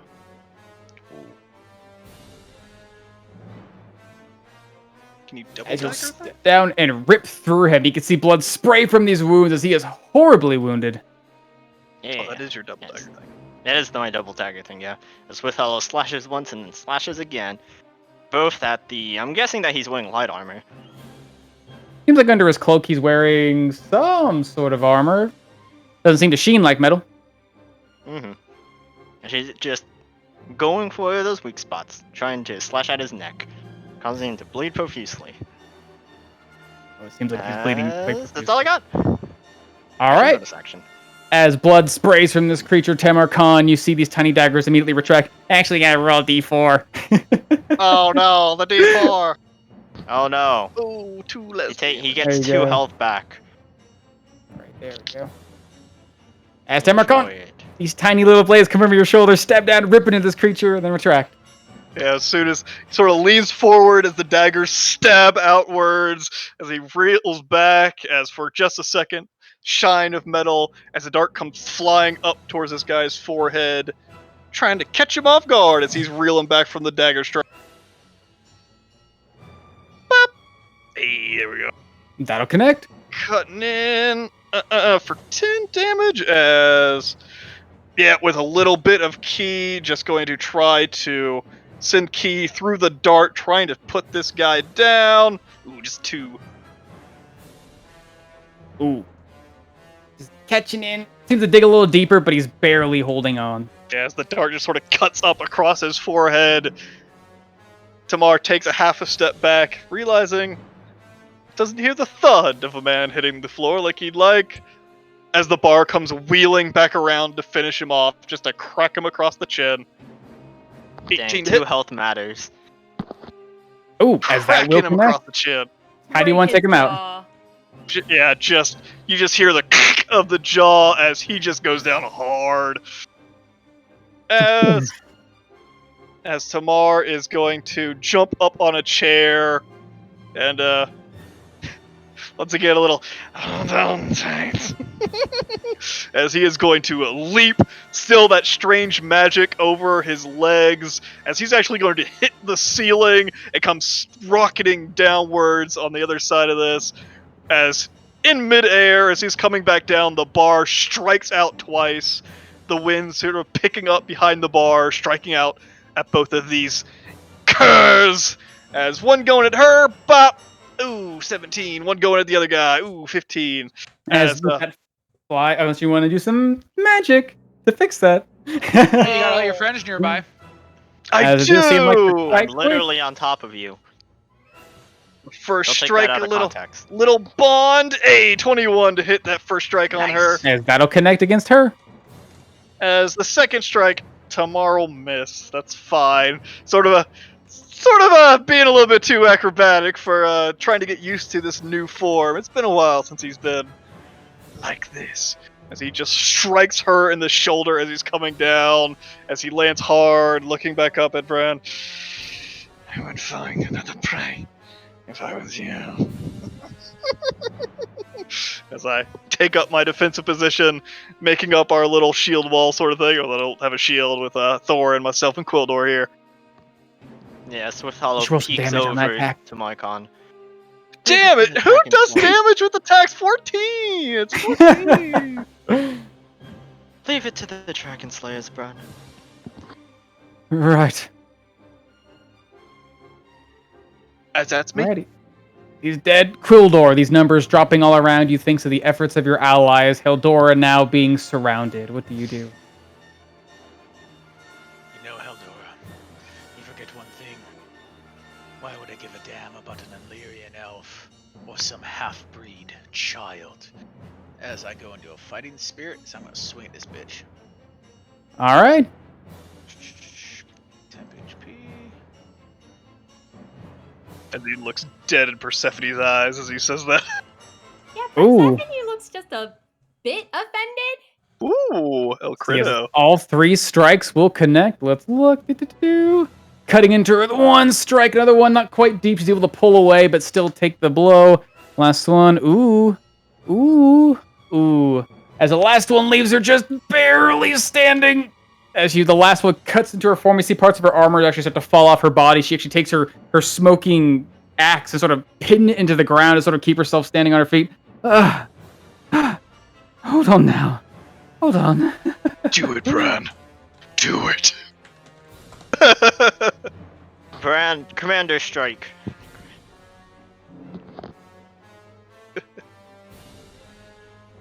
Nah, I told him to run the fuck away. Is there anything else you want to do, Quildor? As I will just look at her. It is between you and me. I will end you. That'll be my turn. All right. As Bran hears Tamar Khan's warning and looks around and sees this another bolt trying to fly up at Persephone.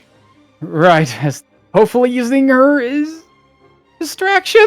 Fortunately, as he pulls away, you see how Dora is still trying to keep herself level. As avoided that axe one more time, comes down here. Hey, leave her alone! As he's gonna try and just swing his sword down at this guy. Yeah, doing so a bit distractingly, although he does seem to be still gravely wounded, trying to really just make sure his attention goes on him and sort of opening himself up for a moment. He will attack a little bit savagely. Yeah. Cut into his body. That's savage attack. That ain't what you're looking for. That's the wrong one. Other one, recklessly attack. There you go. Swing again. Ooh, cut him to him as well. Consistent striking. All right, Bran. All right, you're 4 out of 6. Pretty good. All right. Yeah. His last step will be putting himself right in front of his face as this drow pulls himself away, holding at the wounds on his arm and then sort of dropping at his crossbow, readying for his sword next. That's all he can do. This guy's still alive. Seeing his enemy not able to be struck quite well, is going to try and pull away. Getting away from you, Quildor, and Theron. You're getting fucking slashed. Oh, yeah. Ooh. And he's stuck. He's certainly stuck. That hurts. How do you crit this guy? As he starts to run, I go, no. As I just swing out as the blade cuts right between both of the back of his legs, almost kneecapping him. As he almost falls to the ground, using like his sword to sort of keep himself level and pull himself back up. Unable to truly move. As a bar comes swinging in as well. Mm-hmm. Bop! As that'll connect. Just bop him in the side of the head as he starts stumbling with the cut to his legs. And there would be a spear coming his way. Hey! What's that JoJo meme? A cut across his legs, a bar across his head, and right before he falls, a spear comes out and pierces him through the back as this thing immediately holds still for a moment and then falls dead to the ground. Oh, yeah. Comboed. Breach weapons. That's his turn, baby. This guy down here, last quarry, throws across the ground his hand crossbow, draws out his sword once more, and then just starts swinging at Bran. Bran, no. Ah. Ooh. Get to And attack with it's advantage. right. Ah. Ooh, as that one will connect, cutting into him quite deeply, doing a hurty amount of damage. That next one cutting out harshly. Let's see. Last blade coming out in his direction. Woof. Ooh, as that last blade cuts into his side, you see Bran go still for a moment. And then immediately falls. Gets back up. Falling. And then his foot sort of reaches up to the air and then slams hard into the ground. As he barely somehow, he should be by all means unconscious. That blow should have taken all the strength out of him, and yet his shield remains raised and his sword remains in his hand. As the drow just looks perplexed and confused, and you just hear Bran just growling under his voice, not even really conscious at this point. Oh, yeah. That's his turn. Persephone. Sanctuary on top of your wall of parent protecting. Family protecting. Hover over here and use my bonus action to give Bran a little bit of healing because he looks like that was scary. I don't like that at all. So he can have God, how many dice do I have left? He can also have 3 d8s Nice. with the 3 Ooh. temporary hit points and Damn, look at that roll. Ooh. ooh. Health. That's a spicy meatball. And I'm Alright, going hell, a to 3d8. Let's see. I'm going to give him the sanctuary I gave myself just because that scared me. And nothing is guaranteed. And with my action, I am going to throw a fiery rose petal at that drow. Whoosh. Ooh. As your own protection falls, but this drought gets blasted by your magic, taking a hearty amount of damage as that rose petal spreads and burns his cloak off, revealing his true form. A drow all along. Who would have A drow? suspected? No What? No. That guy was a drow. I mean, I knew all the other ones. That guy? Fuck. And with my haste action, I'm gonna take the dodge action. Can't dodge his haste action. No. What? You can disengage, dash, make one weapon attack. I think maybe hide. Oh. Maybe not hide. Oh yeah, it is hide. Can I hide on top of the wall? No. Not from anything in the room, unfortunately. That's okay. My turn's over. I'm fine. All right. As Hildora on her last foot. I give up. I know what I'm beaten. This is too much. I face all the consequences of my actions. As she'll grip her blade suddenly and then look up at you, Kolor. And then you see this flash of color in her eye. And her skin becomes strangely pale, her face incredibly gaunt, and that smoke seems to finally condense around her blade. Who am I kidding? I'm already going to hell. Let's go both there together! As she'll throw herself at you, and you feel suddenly this wash of energy roll over you, Kuldor. This strange, sort of sickening sensation, almost like something is poisoned you, like you gotten sick, like something had taken your life away, but instead it almost feels like something's holding on to you. And this weight carries you and almost pulls you in this moment towards her blade. And she seems to curse you. As she'll make her attacks against you with a little bit of advantage. Bandage. Mm-hmm. She grabbed that bandage. Ooh! And as this She magic... swings out. Ooh. It seems as if this blade would cut severely deep, probably kill Therian in one blow. But luckily, the bit of the shield is able to just catch the last little bit, chipping it away, as it doesn't get its full girth into me. As you would feel that the moment the blade hits Yep. you, Yep. this sudden similar feeling, a burst of magic rushes through you. As you withstand it for a moment, and then the next one, 16 force damage bursting through your body. Fortunately, that strike not able to tear through your armor, but still willing to take it and knocking you off your feet. And as the blade cuts and rips, that smoke runs through your body, and you can feel, or see rather, some of her own wounds closing, although just barely, it seems. Yeah. And then she swings again once you're knocked off of your feet. Actually, yeah. Once you're knocked off of your feet, just trying to take the axe down, aiming it looks to be at your sword arm. Just trying to cut it away. Yeah. Yeah, that will connect. As cutting down again, doing a total of 25 damage, just trying to saw off the rest of the arm. Come now.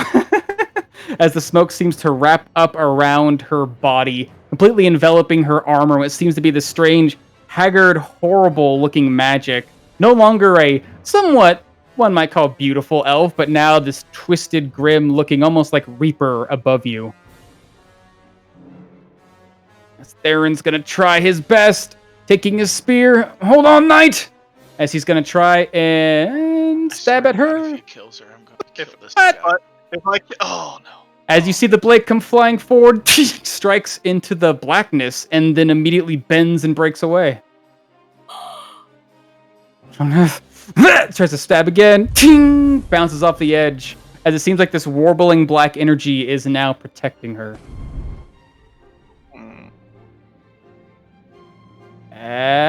Swift Hollow.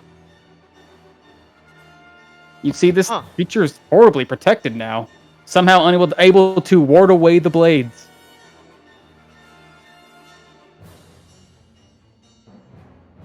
Dang, she's immune. What am I going to do now?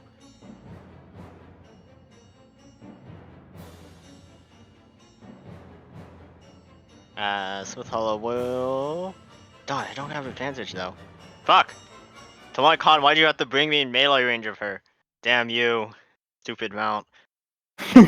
Bad. Smith Hollow will mount off and throw her daggers at this guy. All right, give me those dagger throws. Now I got Brandy, and I have sneak attack. Assuming I hit. Yeah. Hey, you still have sneak attack. Oh, Ooh, as that'll connect. Doing, a good amount of damage as you pierce into this guy's body. He seems to be barely standing as the blade stab into his form. really? Minus a D4 fuck. too. Yeah, minus Yep. D4. Oh, yeah. Steal another one of your kills. Oh Alright, no! yeah, that's fine. As the daggers get thrown instantly, like her claws, as if she's a wolf, they come back and she throws them again. Yay! Give me an attack roll. Please God, just die. 21. Just how do you want to kill him? You get Nice. 10 Mhm. damage. And, Ben's all he needed. Seven. He had man. 6. Seven. You gave. Too Oh, bad you don't 7. have elven What? accuracy. No, you can. You can add your bonus to that. Your bonus action attack with your cool blades is you can just do a bonus action attack with your weapons. So you can just bonus action attack. only gets Not- sneak attack, and he gets -3 for being I know. small. That's true. No, still enough. Still enough.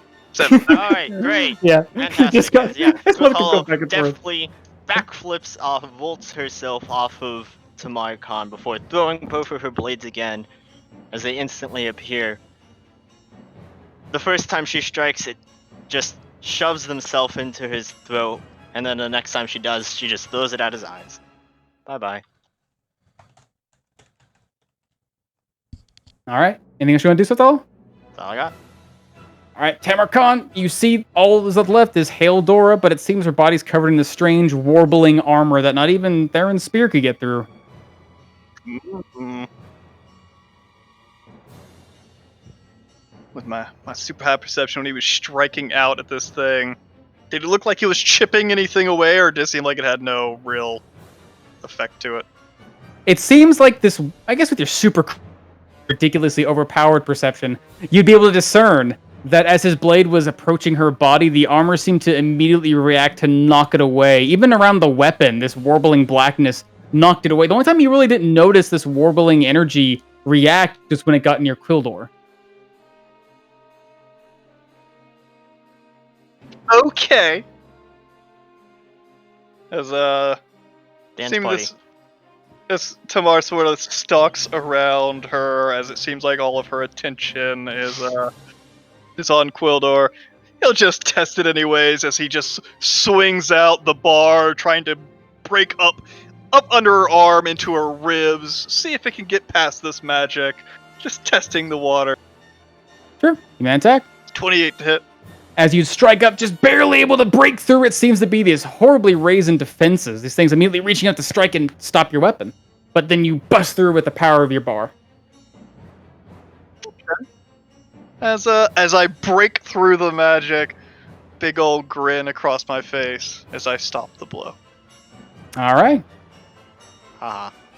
As I look over to Quildor as he starts to get back to his feet. You can break it. Easy enough. I'm Quinlo. What kind of nice do you choose to be, my friend?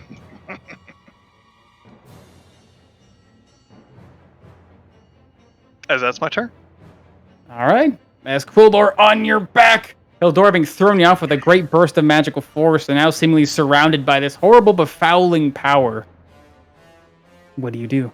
Indeed, as I will stand up as you just see just the fire of the blade just seems to engulf and expand as I go to my fighting spirit as I try to cut this bitch. All right. Give me those attacks. As that first one cuts in with one fell swoop, how do you take out Hildora? As the blade comes in, I swing down. As the blade comes, as I just swing, as I sever her blade arm, clear at the elbow off. As I swing the shield around and knock her ass out. Hey. As you see, there's a moment of clarity as this magic immediately tears away like water being poured from a container. This black magic falling away from her arm and dispersing. And that weight carrying you down, cool, they're able to overcome it with your spirit. As perhaps you would have had disadvantage, but you're able to push past it anyway. and basically tear through her defenses. And with that last strike, before she has a word to speak, boom, strike her in the head. And in that moment, all things go silent as she falls to the ground, her arm striking down next to her, although she's still quite bleeding. Someone need to go stabilize her. Tamar with a big old grin looks at you, Quildor. Just a big old nod of approval. We must go to the study. Indeed. Sweet hello. I can take you there, but it won't be pleasant. As Tamar Khan's form starts to shift again, as it seems like his transformation is wearing out. Is everyone okay? Where are they? As the wall falls down. They're safe. But she's gonna knock on the door. It's okay to come out now. Well, for now. As after a couple moments of hesitation, the doors would open up and you'd see Rail first peeking his head out apprehensively, holding what seems to be, you think it's like a dagger by the way he's holding the hilt, but it's actually just it's a candle, it's like a candlestick. And then from behind, Sontas, your mother, steps forward, sort of pushing past him immediately and rushing up towards you. Persephone, if I pull her out, why are all these? Oh man, there we are. Oh god, that's wrong. It's so wrong. There we go. As she comes rushing out to give you a tremendous hug, and you can see she's weeping. What is going on? Why are the knights attacking us? Where are the gods? Why are the drow in the city? Are you okay? Hello, are you okay? I'm okay, Mother. I can't explain everything right now, but this is Galleon's doing. We need to get to the library. Library? What? Where's your father? There, in the library. So I'm going to drink 2 regular healing potions. As with that, a moment of calm, we slide our view across the manor. Some time has passed, at least a minute or so, just enough for the party to decimate a field, or truly decimate a field full of drow approaching from the floor, and make their way up to, in the last few moments, it seems just by their quick pace, able to reach the hostage held situation, the Lord's chambers, disarming quite literally the knight who was supposed to carry out their execution and dismantling the rest of the forces, saving Persephone's family. But at that time, as it seems all has grown calm, we find ourselves traveling through the manor. Samantha, Luna, and Kaelon, you're flying through the mansion this last minute. Going quite quick, you're following Kaelon's lead, who seems to know the quickest paths that lead to the Great Library. Although you, Luna, you've grown quite familiar with yourself. Along the way, you notice some strange silence here and there, places where guards should stay stationed.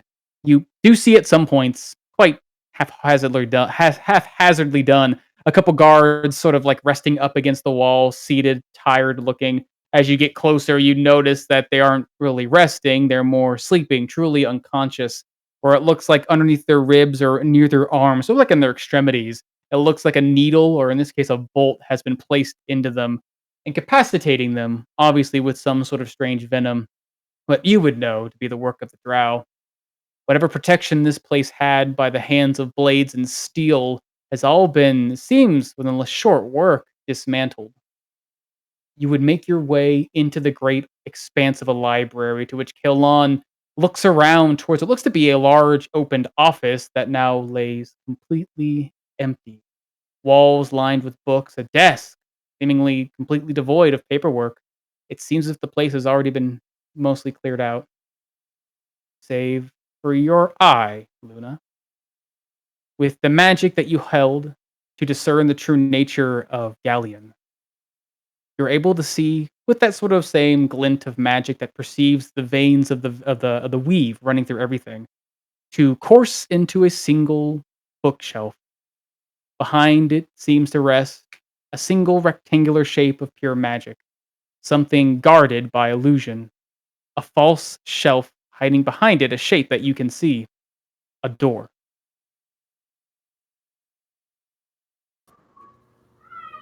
Kellon, you have a secret door in here as I point towards it. Uh, I, this was secret. This is a bookshelf. I know this room myself. This used to be my study where I spent my time learning Mm, magic. This was you, Galleon's. He's you gone. don't know this library as well as you think you do, so I'm going to try and reach through the bookshelf. As you Open the would, door. hand just goes easily through. You touch a door, although it does seem to be locked. Although for the rest of you, you just see her hand go through a bookshelf. The whole thing becomes somewhat transparent, and then a door appear behind it, just seemingly shut and locked. There's a lock, so Secrets everywhere. You must open it. can you open it? As he sort of like tries to, sort of goes to the side and like tries to take the handle, look it over, and then try to put some magic into his hand and place it on the door. And things isn't protected by magic. It's simply barred. Oh, well, then that's easy enough. As I send my hound just float through the door. He's an imp right now. Yep. I'm already summoned him. Oh, okay. Unless As I pull up my bag of holding and I reach inside and I unsheath a wonderful little device known as a battering ram. Finally! I can't believe you still fucking have that thing. We could use this. whatever works, we must move fast. As the hound floats through the door. Samantha, I know you're really excited about that, but my hound can just go through the door. But we have to make an entrance. Fine, unbar the damn door. So I throw it back into the bag of holding. As easily enough, the hound floats its way through the solid door. You can see inside is a fairly, strangely, magically lit room. You can see tall windows to a room that shouldn't exist beyond the actual like architecture of the library of even the chateau. Inside seems to be a secret library and office in itself, and at the end you can see a tall elf busily gathering things, scrolls and parchments at the end of a desk. You can hear the sounds of clattering steps on railings above you. And next to you is a latch that this little guy's able to pick up and pull. And then the As doors he's doing that, I'm gonna dire him to make him a bit stronger. dire him. I'm casting some spells, by the way. Okay. As I am going to, most likely on the way here, to be completely honest, cast Armor of Agathis on myself. And at some point getting close to the library, I just sort of close my eyes, sort of using my snakes to sort of guide me, and just sort of concentrate, calling on magic that is normally kind of outside of my realm of being able to use very often, and summon up a golden ethereal crown around my snakes, using my mystic arcanum to call upon a beautiful crown of stars. I have to concentrate on a stone skin, right? Like if I cast it through the ring? You certainly do. Okay, yeah. So let me quickly check one important feature. I am so sorry. Okay, yeah. I will cast stone skin as the hound is going through. Do your items have the flavor, or do we set the flavor? You can set the flavor.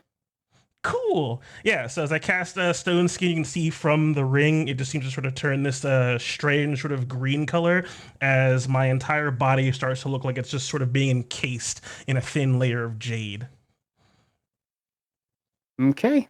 Covering yourself in a hardened layer of beautiful stone, the door unlatches and opens forth before you as three of you fly into a, again, brightly lit room. You'd see it's quite extravagant. Again, the way you would know the architecture of this chateau, this room looks like it sticks out from the wall, but this would be against the wall itself.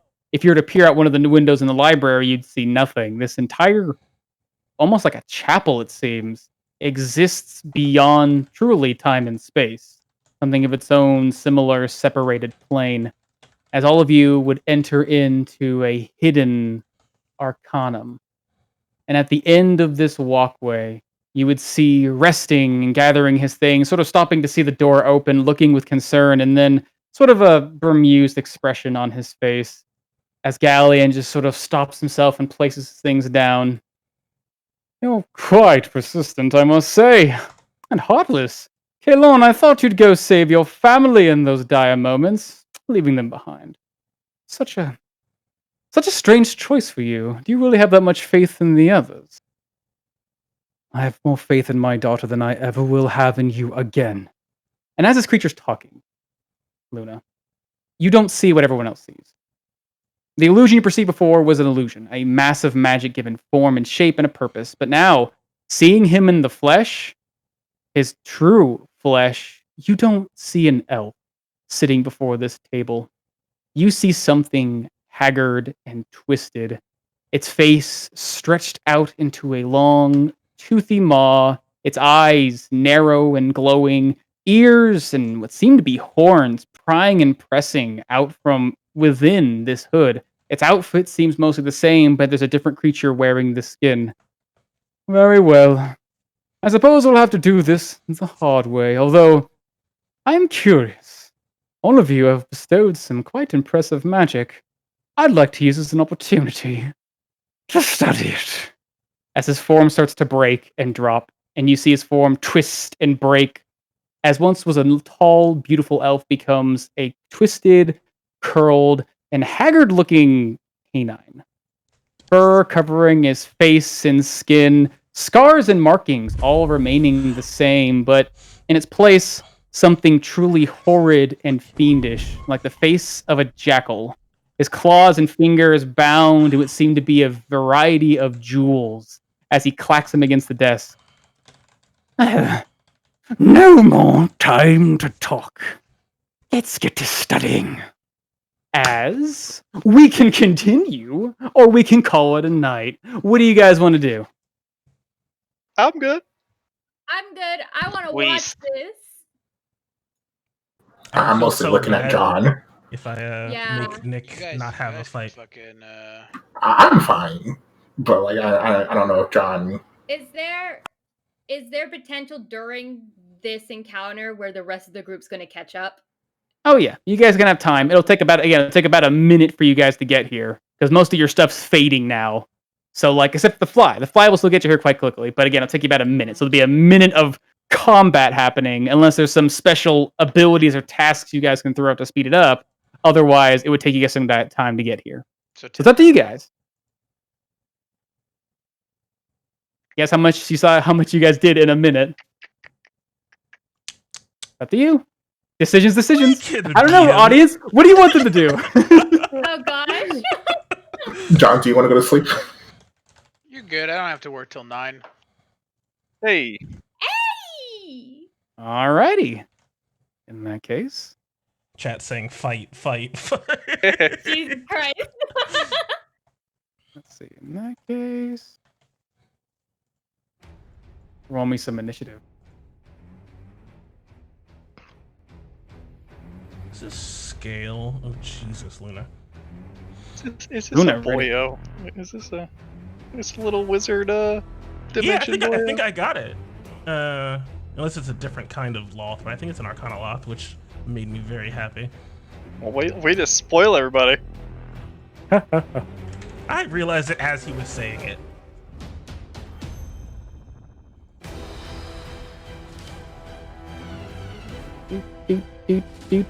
He's not ready. Hey, it is. Look at that. Yeah, once you said it had a long mouth, I was like, Jackal boy. Jackal Like boy. Jackal boy.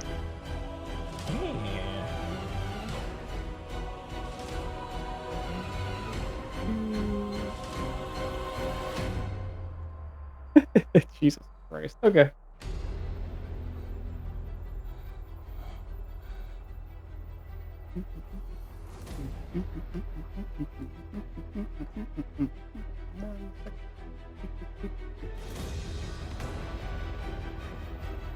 Yes, I still have 2 spell Okay. slots. As Luna, quick on the draw, still blessed by Quildor's gifted flying magic, you see this creature sitting itself at the desk, now revealing its true form to the rest of your allies. You look up at Galleon, if that's his true name, as I'll just say, no, Galleon, this form is a little bit more expected, honestly.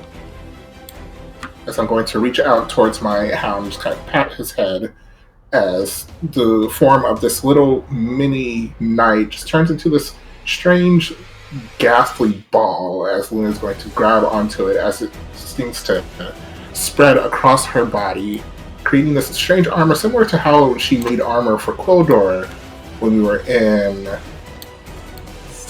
Shadowfell, I think. She will become a bit of a hybrid knight with her hound.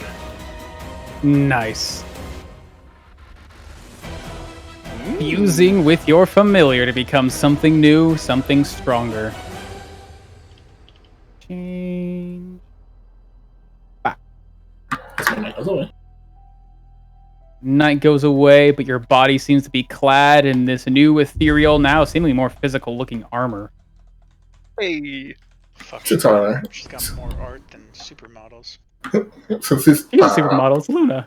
our allies are not here, someone needs to hold the front line, as Luna is going to also, with the help of her cool pocket watch, cast haste on herself so that she can move pretty quickly and with about 120 feet of movement. All right, as you're pulling your pocket watch out, you can hear this clacking of magic run through it and then wash over your body. As it seems like magic in here sort of gets twisted and pulled for a moment, but you're able to maintain hold on it. Oh no, not here too. As Luna is going to fly about 120 feet, just to get straight into his face. And the strange great axe great sword will try to form out of shadows, and she will strike down at him. All right, give me that attack. Oh, As immediately rushing up Omen, towards no. the creature, ducks underneath the swing of your great axe. Or great sword, rather. Great weapon. As a new form, still getting used to it, as that'll be my turn, as I need to reload, because I can't get to the chat box. Uh-oh. As it pulls into view, you can see this thing look at you at a closer appearance. You see it's actually not really standing on the ground anymore. His height actually changed quite a bit when he reverted. Instead, his feet seem to be floating gently off the ground. Quite forward you are. But you're right. This form is better suited for me. Would you like to have a bit more privacy? As his claws will wrap across the table, and you see one of the many jewels on his fingers begin to glow. As suddenly, all around you, the air seems to suddenly change and shimmer until it becomes this bright luminescence. It's almost like a bubble seems to just suddenly appear around you guys, pressing and almost phasing through the desk, and looks to be other adornments in the room, rushing through you, Luna, but seemingly having no effect to stop or hurt you. As he's casting a spell, Certainly seems like it. a mystery spell. Oh yeah, as if he's casting a spell, Luna is going to, with her free hand, grab out as whatever he is holding, or if it's just from his arm, and try to counterspell him. Oh, snap. I'll I do can't do it that. on your... Can you cast bonus action, and reaction spell all on your same turn? It's not her turn anymore. It was the end of her turn. It seems to be some sort of action of legendary nature. Oh, yeah, if you bonus action, you cannot reaction. I didn't bonus action spell. Yeah, bonus action. Oh, that's right. You did your hybrid thing. That's right. As Yeah. you can certainly try. Okay, I'll do it at... I'll throw some spell slots away. I think I'm fifth. I'll do it at 5th level. All right. Roll me a charisma check. It's probably 6th level. This is what I think it is. Damn. Ooh. Because the magic is unable to take hold, too powerful before fading away.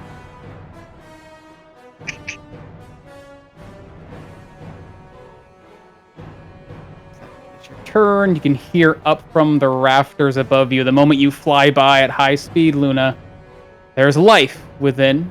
As you see some of these, I guess, shelves sort of part ways as these creatures step forth into the light.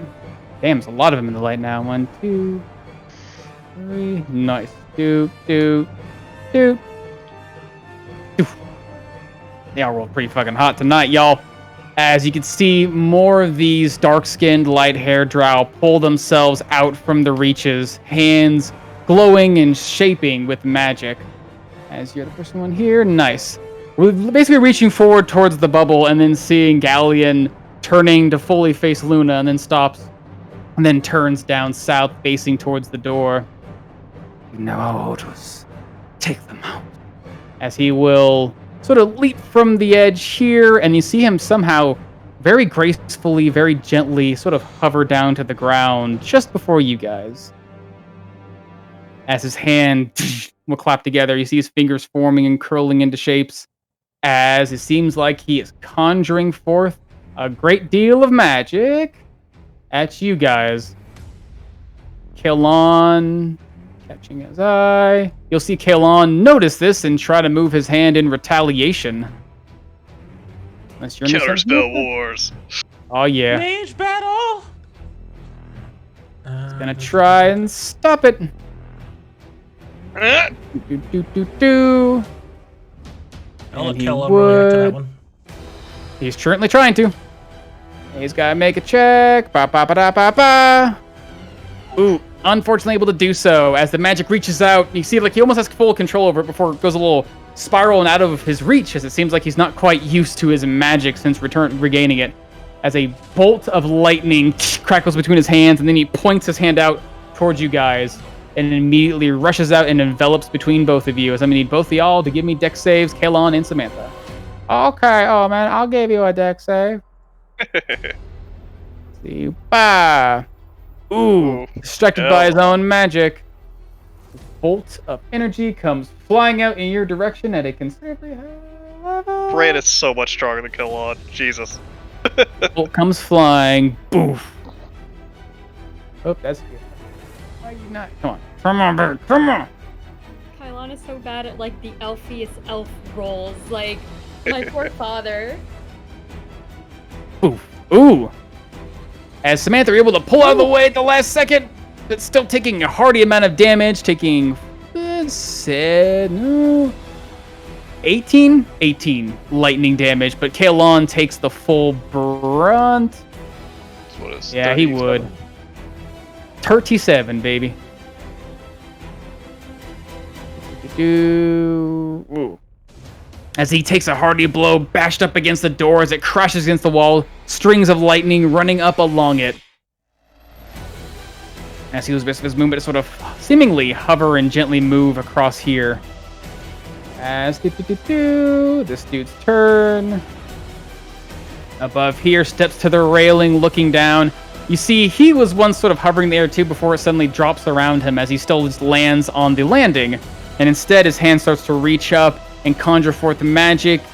And just beneath you, it seems, just around you, Samantha and Kalon. His hand becoming this string of spidering webs that begins to build and billow in the air, almost like he's knitting something in the air with his pure hand with the use of magic.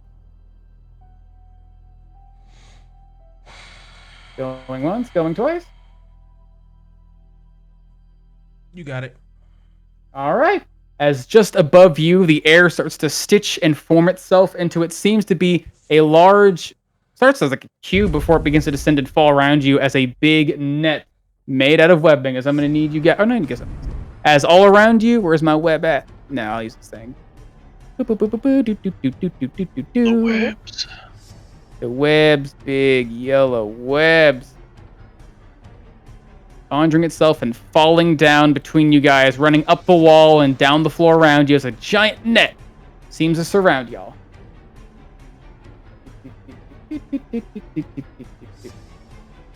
Creature down here. Turn. There we go. Everything. Nice. Yeah, he would. Holding out his own hands, conjuring forth equally, seemingly similar magic, all this time, not rather webs stretching around his hands. Instead, these black tendrils wrap around his palm as he seems to reach out and try to throw it through the air between you guys, trying to land on the ground around you. Last going once, going twice. What's he casting? I don't know. Seems like he's casting some big spell at you. You want to identify it? Is sure if you roll that into the same reaction to counterspell it. Nope. No, you got it. Decisions. All right. As you'd see, just this thing fall beneath the web and suddenly burst up, these blackened tendrils start to rise up around your bodies.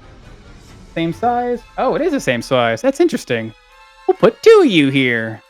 I wonder what that looks like. Yeah. That looks interesting. We'll put you in the back if you're in the back. As webs fall from above and from below, these winding tendrils reach through and try to wrap around you guys. Alrighty. Both of those are at the start of your turn? Mm-hmm. Sort of goofy. As Samantha, surrounded by web, and now reaching up between these tendrils, trying to completely hold you still. I'm going to need first would be a dexterity saving throw. As these webs are trying to cling to your body. Ooh! As that first one, let's see, 11. 2. Seems to catch onto your body, restraining you and holding you still. And then from around you, these tendrils try to reach up and catch onto you. You are currently restrained. But however, even though you would have disadvantage on that next save, you're still able to pull yourself away from these winding and reaching tendrils around your body. Keeping yourself from being completely whapped and basically battered by them within this hold, although you are still held still. As what do you do? Damage. Not if you make it.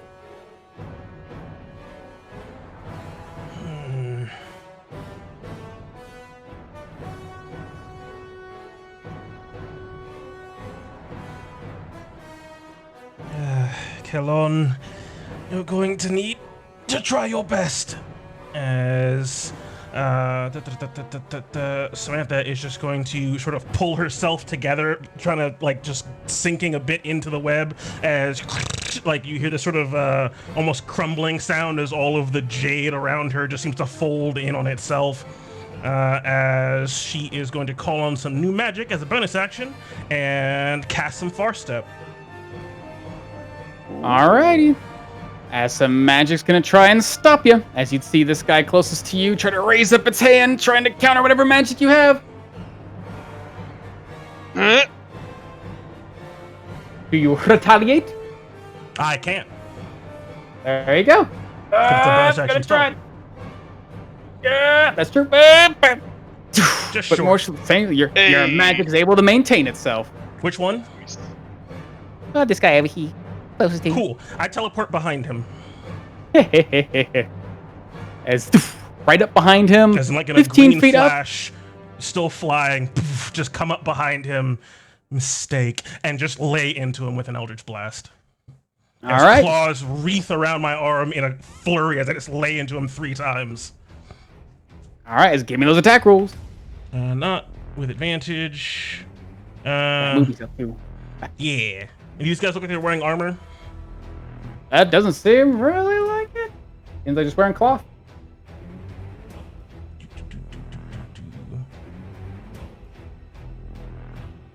Where is it? There you are. Bonk, bonk, bonk. Ooh, as all 3 of those will connect, doing 13, 21 damage as he's, I'm assuming, pushed.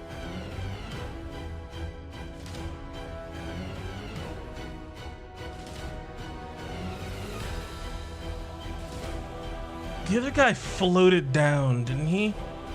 He certainly did.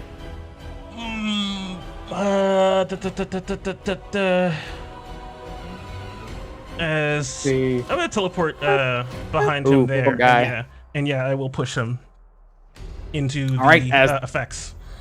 As the web seems to immediately disperse after the first blast, he gets pushed 15 feet. This way, yes? Because you're right behind him there. As he immediately gets pushed over the edge, you see him hang in the air for a moment and then fall. As he'll take.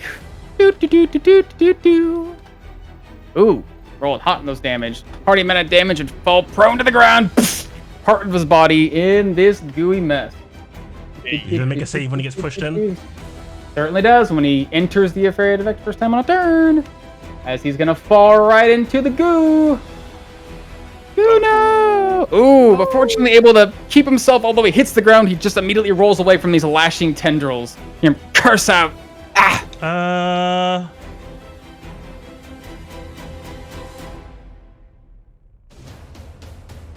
Gotcha. Okay.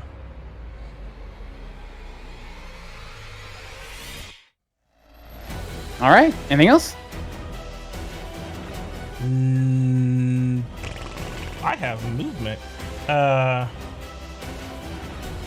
will sprint along these rafters to there. And that is it for me. Alrighty. At the end of your turn, Luna, right next to you, this creature's gonna immediately try and wrap out at you with, it seems to be a pair of these claws. At the moment they come to view, they seem to shimmer with magic for a moment and try to pierce through your armor. He's gonna try to attack you. Bah. Ooh, 14. It just seems to kind of bounce off of Luna's new armor. Oh, toughened defenses, it seems. Let's see how long they last. As Kalon in the middle of this mess. Ah, I cannot allow myself to linger. As you'll see his hand raise up and then just try to throw itself down into this mass as it tries to reach up and take him. But let's see how we do. Let's see how we do. Ooh, he do! As these tendrils reach up to try and grasp him, his hand is too quick and he brings it down suddenly and immediately between himself. This creature up here is going to try and stop him. Ooh, unfortunately he's able to, as he tries to use his magic to rip away this thing below him, but it seems unable to do so, his magic being dispelled from his own hand. You dreaded thing. I'll be there soon! As you see him reaching into his robe and pull out this wand, twisting it in his hand, just trying his best to move, but still, trying his best to keep it moving, holding himself still. There you are. Okay. He seems to be working on his next spell. As just before you, Samantha, on the railing, you can see one of these bookshelves part as this creature, slightly late, but still very much alive and well, steps out, and you can see him move and turn, just basically catching you in the middle of your path. Hold it right there. As he's gonna try and oh god. Yeah.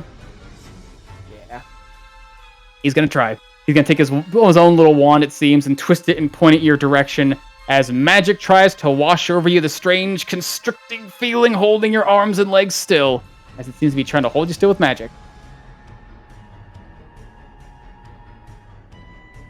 Going once, going twice. No. Give me a wisdom saving throw. Against the magical effect. Hey. Nice. He's able to break out of the magic from keeping you from holding you still. Alrighty.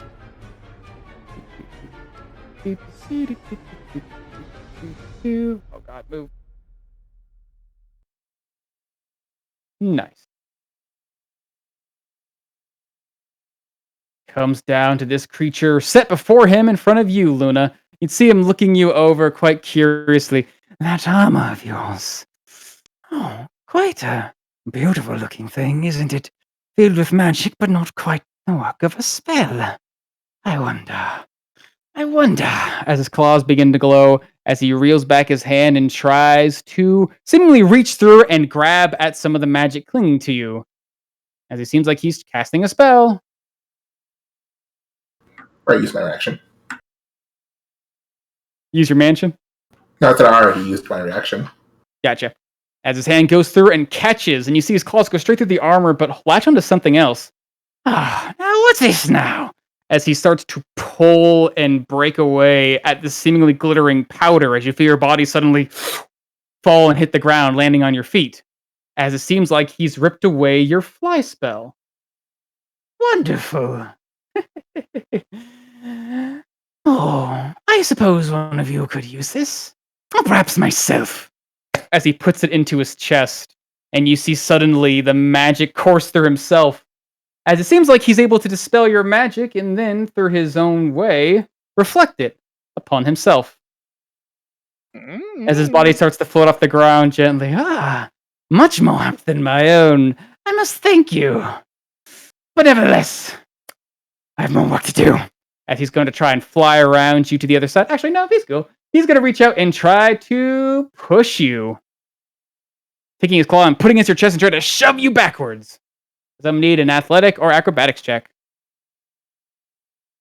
Poor Luna. If only you were Fiona. Not bad. All right, let's see. Ah. Oof. Poor baby. Eh. Alma does more than simply protect you. Fine, as he'll just simply float up off the ground, just reaching seemingly as he goes up. This sphere surrounding him stays gently and nicely in place, but he will float just to its edge, just about 8-ish feet or so above the ground, just barely outside your reach. Can I use my action? Never mind. Mm-hmm. Luna. Lost your ability to fly. This creature's floating just above you, beyond your reach. What do you do? Can I tell what this, orb does? Hard to say, unless you want to try giving me an Arcana check. It just seems to be... It washed through you, didn't stop you, didn't push you away. It just seemed to be washing through everything else. Nah. So he's 8 feet in the air or 80? Yeah, just 8 feet in the air. He just went up. Orb only seems to be about 10 foot in radius. Or 10 foot in, 10 foot. Would I be able to reach him if I hop on this table? You certainly could. Yeah, so I'm just gonna hop on this table, get up close to him, and with my regular action, I'm gonna try and just kind of steal away at a bit of his own life using my Hound special ability. Ooh. Ooh. As that will connect, you'll see his hand immediately try to raise up to try to stop you, but then immediately the life drains, catches onto his body. What does it look like when you life drain him, actually? What does it look like when Luna life drains him? She just kind of stabs the sword into his side as it just kind of splits open, looks like it has a little mouth and just kind of gnaws at his life force as it drains his blood. Nice. Haste action. Gonna make a normal strike.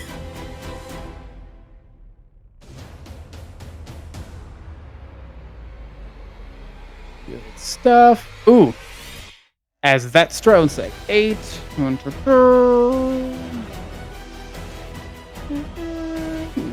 Nice.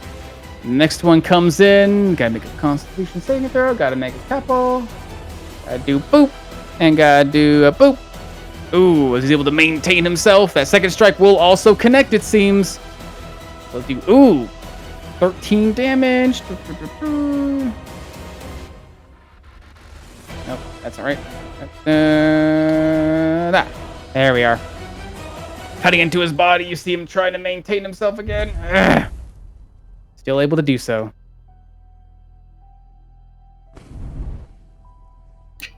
As that will be my turn. Alrighty. Yep, at the end of your turn, you see this thing ready itself. Oh, I like that one too. Give it to me. As his hand tries to reach out and take you again. Still curling his fingers, trying to rip away more of your magic, it seems.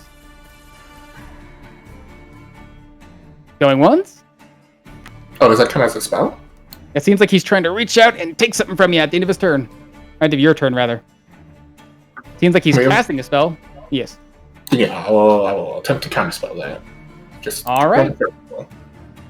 Let's give me a charisma check. Ooh, this time able to foley his magic as just the sparks and jewels running on his hand start to stop glowing as he reels his hand away. Ah, fine then. Have it. Though, as I'm sure I recognize what he's trying to do, I will risk it for the biscuit as I will drop concentration on my haste. So he can't have that. Okay, you will suffer for your next turn. I understand that. Okay, good stuff. Fully understood. All right. I have rejected my humanity. Seeing one of these creatures escape, Mr. Flutterboy is going to make his way here, and then immediately zip up into the air just to reach you at level Mrs. Samantha. Woof, you were blue, you were blue. Woof. Nope, that's there we go. Woof, at your side. Not so fast! As you see his hands begin to glow brightly, and he seems to scatter with a toss of his hand several small sparks in your direction, scattering all through the air before convening from all different directions, impossible to block. Going once, going twice, casting magic. Didn't hear that. You're muted. Oh, I said you got it. I only got so many spell slots. Mm-hmm. As 5 of these darts go flying through the air and convene all around you. Ooh. Each one landing in for 4 damage, doing a total of 20 force damage from all directions.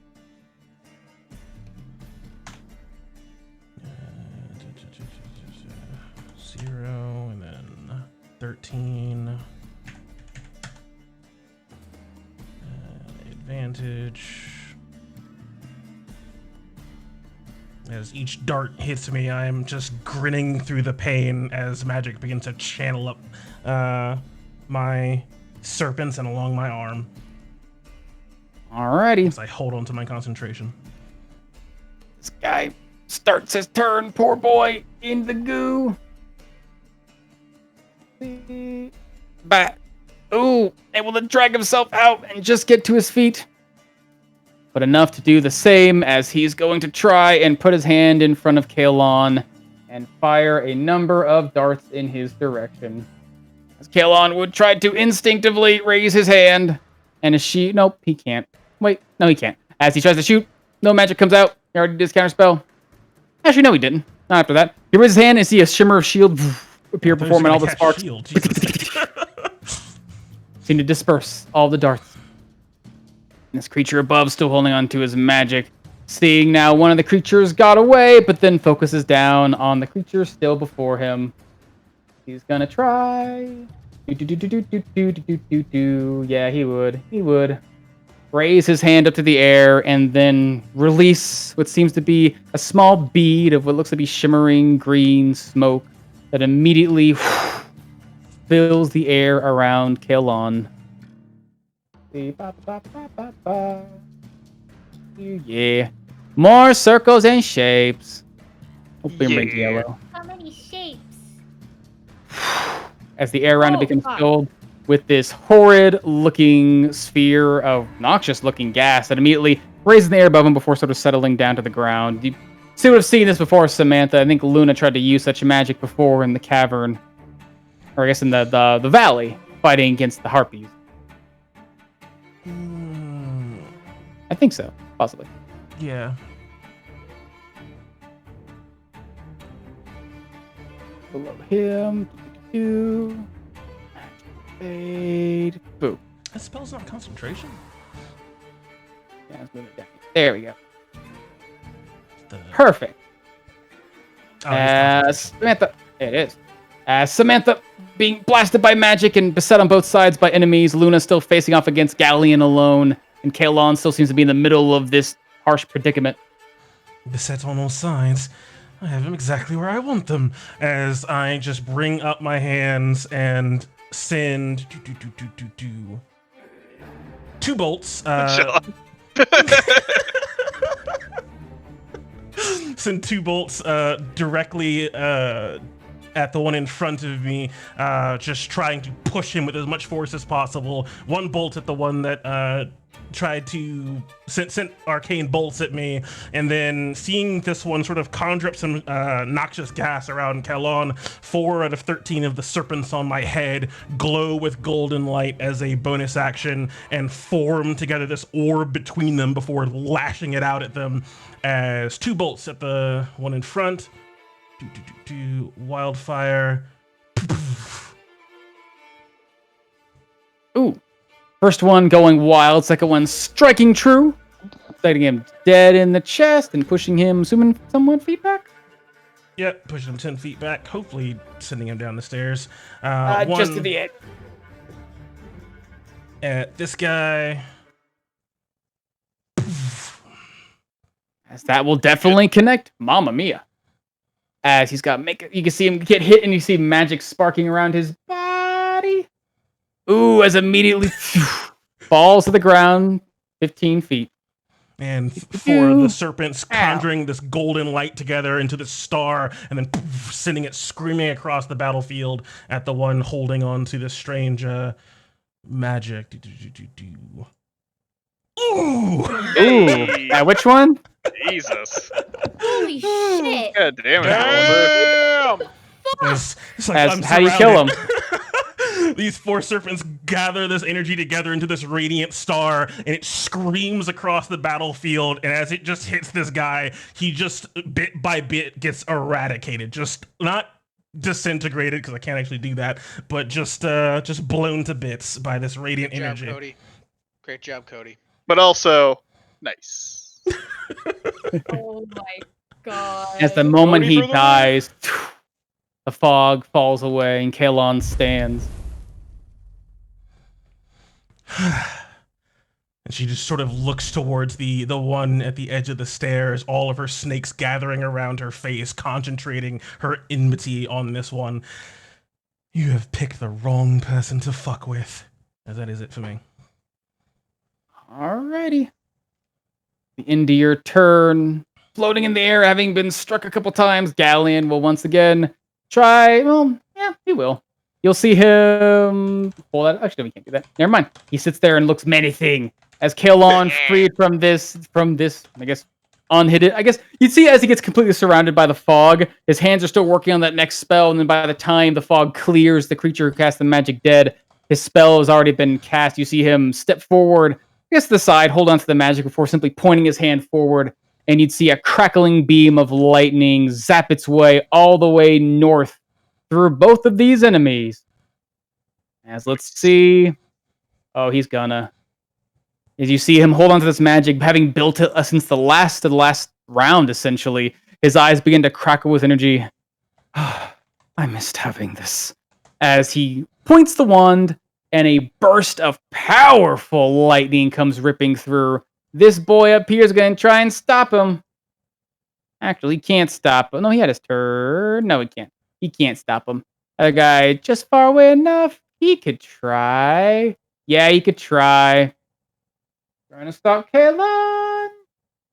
Ooh! He did it.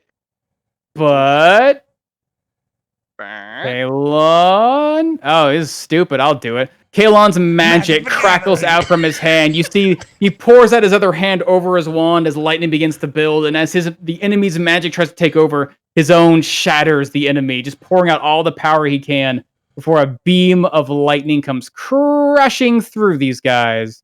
But your counterspell is still on the stack. Mm-hmm. Next, let's see. That's the way D&D should be played. 96. Ooh, that's not a good roll. That's a lot of ones, but still good. As it's gonna rip through these guys. Let's see. Give me some. Oof. And ooh. As the furthest one from him, somehow able to keep itself in its prone position, possibly giving himself a bit of way to roll away from the blast, but still taking a considerable amount of damage. As he has blasted almost all the life out of him, but the one just before him immediately gets annihilated. Blasted, and you can see his body almost similar to the same fashion as Samantha's magic, almost destroying this guy. So much power pouring through, just eliminates this drow. The rest of the lightning seeming to crash through the air, all the way down until it hits this wall, and you can see next to you, Luna, the moment it hits this bubble. Closer inspection, see, it seems to be made of all these spinning and writhing, almost invisible arcane texts. At the moment this thing touches it, you could see these texts seem to unwind and unravel, the magic turning into sort of sparkling dust as it hits the edge, as if it's undoing the magic the moment it touches the circle. That takes care of one of them. As he'll walk over and sort of just step aside from one of these corpses, raising his hand and ready another spell. I'm coming for you, Galleon! As this creature's gotta make an acrobatic check. Whoa! Ooh, able to keep himself just on his feet. Seeing Samantha blast someone with magic, knock one out of the air, him by himself. You see him sort of turning to and fro, kind of scared, and start to raise up his hand. tries to launch a blast of magic in your direction. Another shot of lightning coming out in desperation. Right at you, Samantha. Oh, from this guy? Yeah. That's fine. Hit me! As he's gonna try and blast you. A little bit of that. And he's going desperate. Boof. Ooh, not doing too much. Wow. Yeah, but I failed with a As 10. although you just fucking hold out your hands, take it. As you'll take 22 lightning damage. The thing blasts through your body. Hey. That roll. As he'll start to very carefully move his way down the stairs away from the approaching beast. All right, as Galleon's turn comes up, you see him snarling, seeing his men getting dispatched. That's fine. All dispensable. More will come soon. You think I'd do this alone? But again, I'd like to see what you have to offer me. Come. As he'll reach out his hand, and this time, pull his finger forward in a single point, and then try to simply jab it into you, Luna. Soft puck in the middle of your chest. Sort of like a soft poke at incredible speed as you suddenly feel this, as if magic is pouring through you, his fingers curling to do some magic stuff, as he's trying to suddenly poke you right in the chest with a sudden burst of strange, sickening magic. You sound like you try to stab. Take it sexily. Okay. As the moment this thing's finger touches you, you feel this sickening wave of energy wash through your body as suddenly it tries to drain the very life out of you.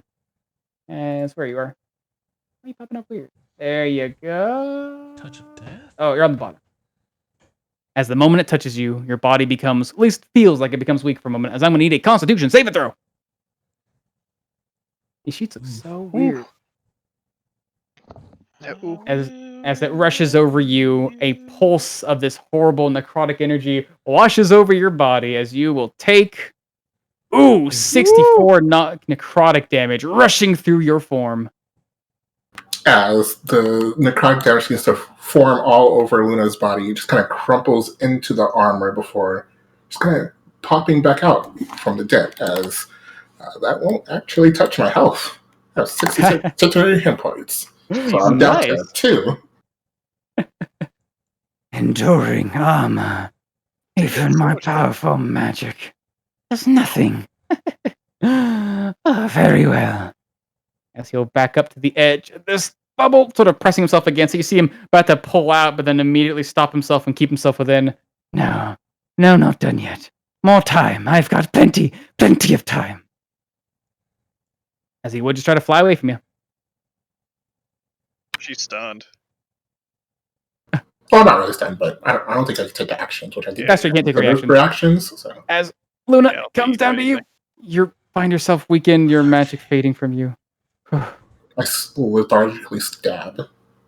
Let's see, as you are, how dead are you? Oh, you're still barely alive. This guy gets off the ground, singed by magic, and been knocked off at one point and now standing next to the other. Seeing that Kalon is back in full prime and heading towards him, he's going to try and run away like a coward. Cat.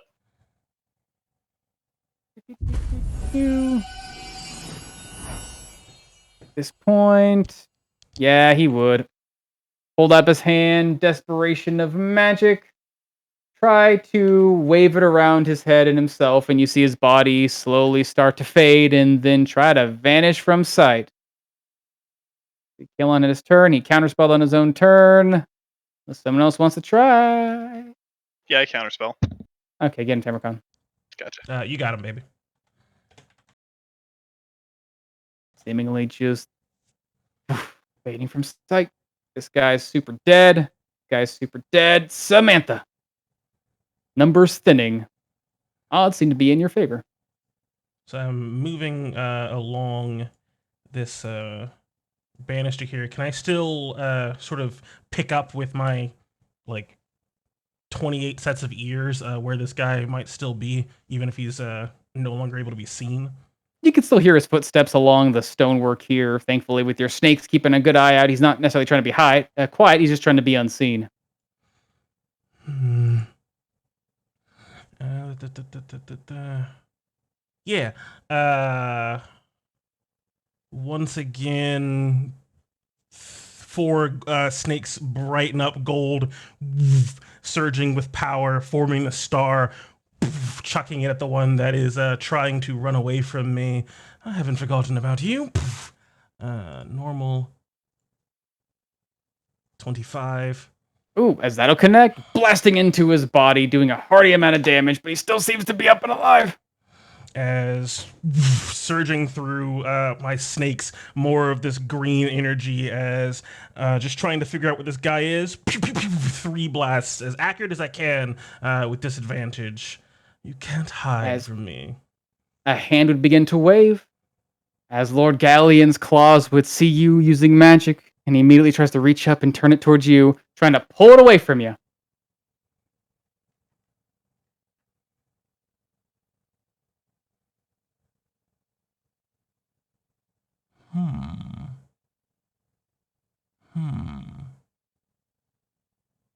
That's unfortunate.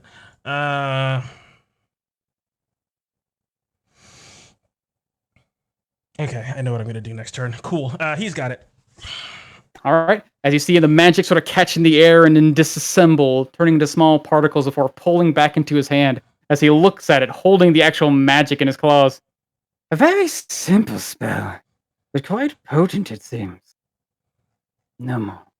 As you see him crush it, and there's this immediate spike in your mind, Samantha. As suddenly your hand for a moment shakes, the magic you hold weakened and twisted, as he seems to use his own magic to corrupt yours. As after counterspelling the creature's spell, you are unable to cast said spell until you complete a long rest. Unraveling and commanding your own magic, as he holds it around his own fingers. Marvelous.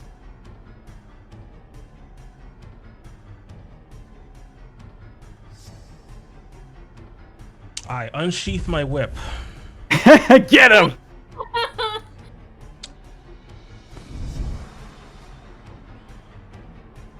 Anything else you want to do?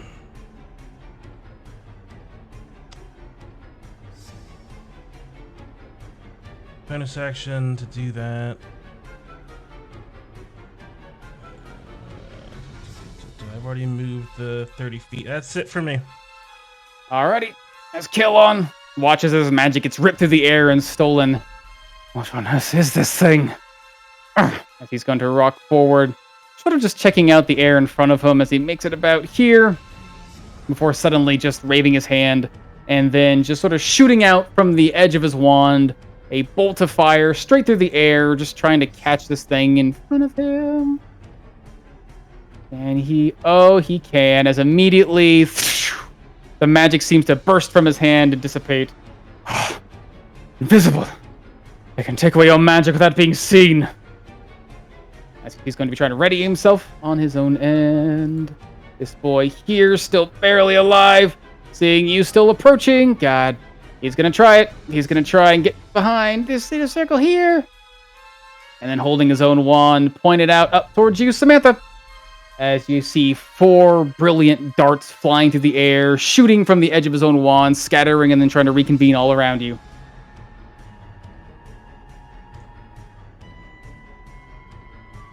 You got it. Going once, going twice, shooting out a little bit of magic missile 4 coming at you, doing 12 damage, pounding into your body.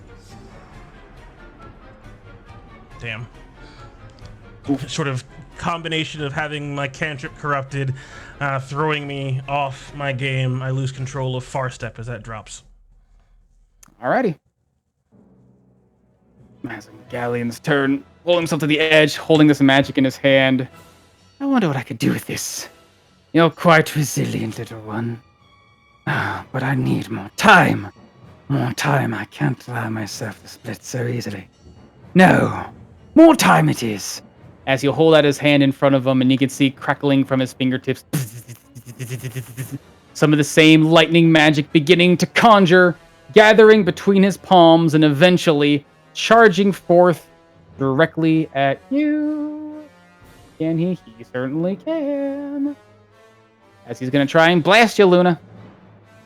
Blast me. You're just taking it. I can't. All I right. use my reaction to counterspell him. That's true. As he will try to blast you. Using, yeah, he'll use that. Blasting out a lightning bolt at 5th level. There we go. And oops. Wow, consistent. Give me a dexterity saving throw. Ooh, as you're just shy of it, you're able to try and pull yourself out the way, but this magic, unlike these other creatures around you, comes out at a great deal as you get blasted by this full fulcrum of magic, taking 31 lightning damage.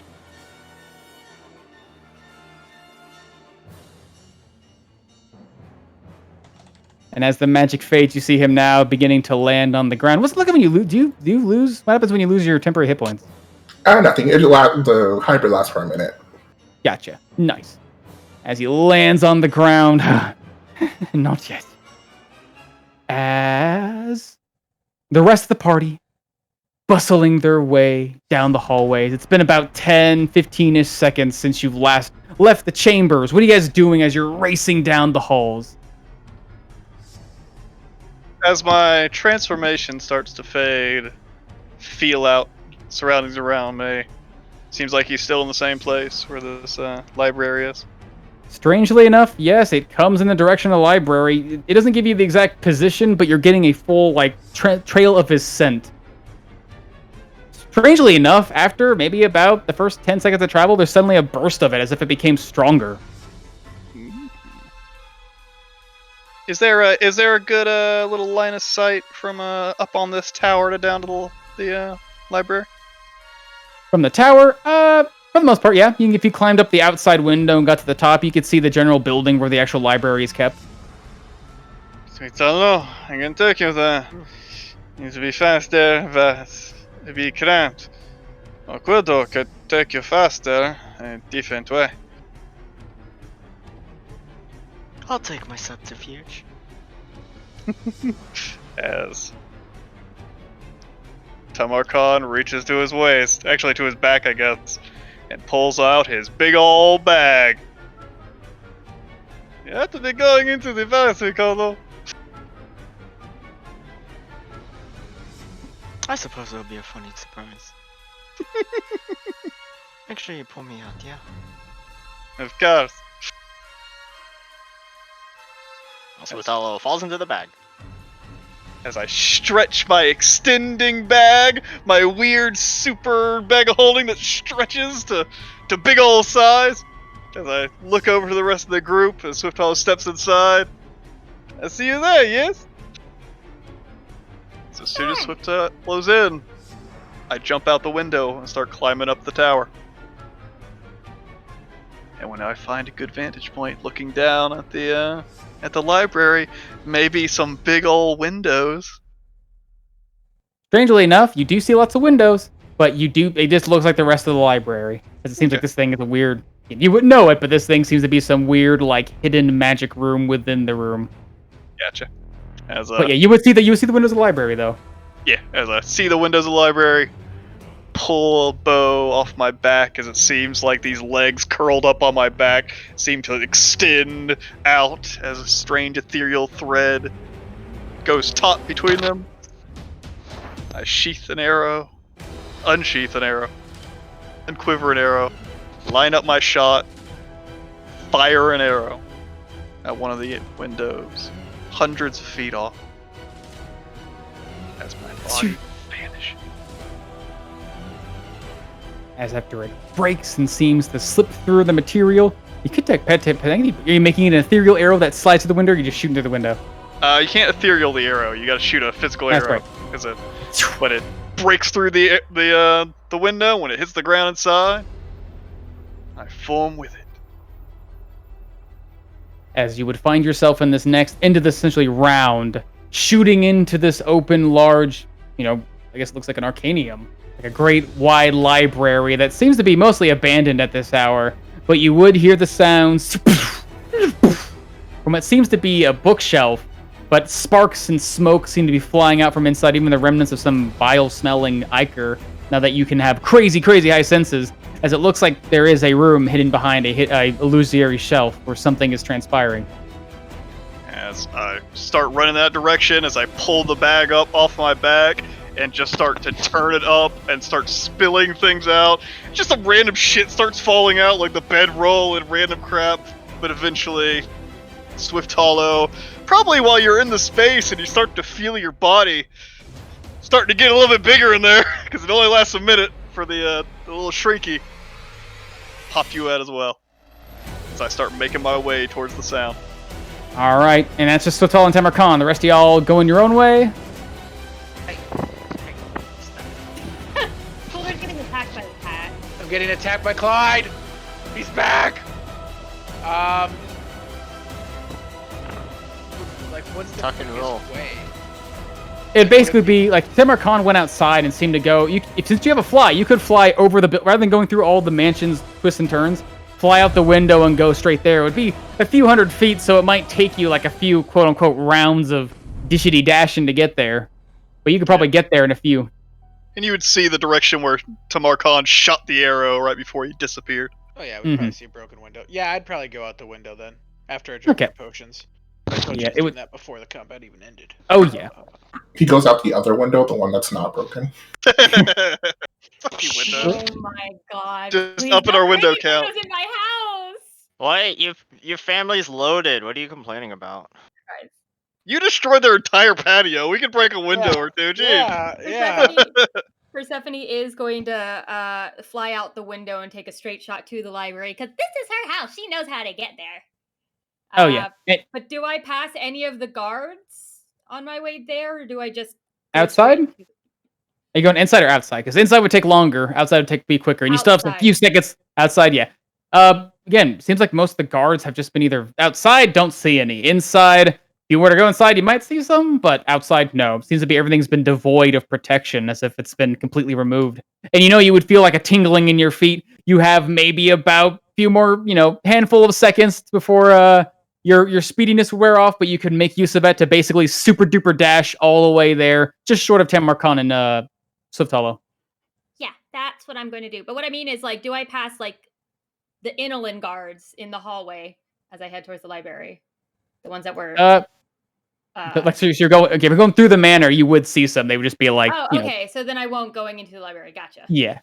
Okay. Yeah, if you're going down the hallways, you would definitely see some along the way. Again, they look like they're sleeping, but otherwise, no. Okay, no. So yeah, I used the remaining bit of my haste from my quickling souls to catch up with Tamarkan and Swift Hollow. Going insanely fast. Yeah. Zoom zoom like a quickling. All right, as in lead would be Tamarkan, Swift Hollow, shortly behind Persephone, and then it would be Quildor coming up in the next few rounds. As I'll ask you guys to roll initiative when we come to them. As Luna, you feel your magic, the defense you've had now breaking, the armor just now in tatters. As Galleon still floats, I guess now lands before you, still seemingly mostly unharmed. Luna's going to look around. Where's that other elf? With my special eyes. You would see him right below you here. Doesn't seem to realize you see him. As Luna is going to kind of dematerialize her strange greatsword and pull out a silver elven dagger. What's going on? Wait, he was here? Mm-hmm. Did he make his deck save? Because didn't a lightning bolt go right through there? Nope. He tried to throw a bolt of fire, and he got counterspelled invisibly. Okay, because I thought like a lightning bolt went through somewhere. Never mind. Yeah, not completely sure how this strange orb works. Luna is going to stab that dagger into the desk, as she will attempt to send these strange black slashes in midair to all the creatures around her with some Steel Wind Strike. Ooh. Yes.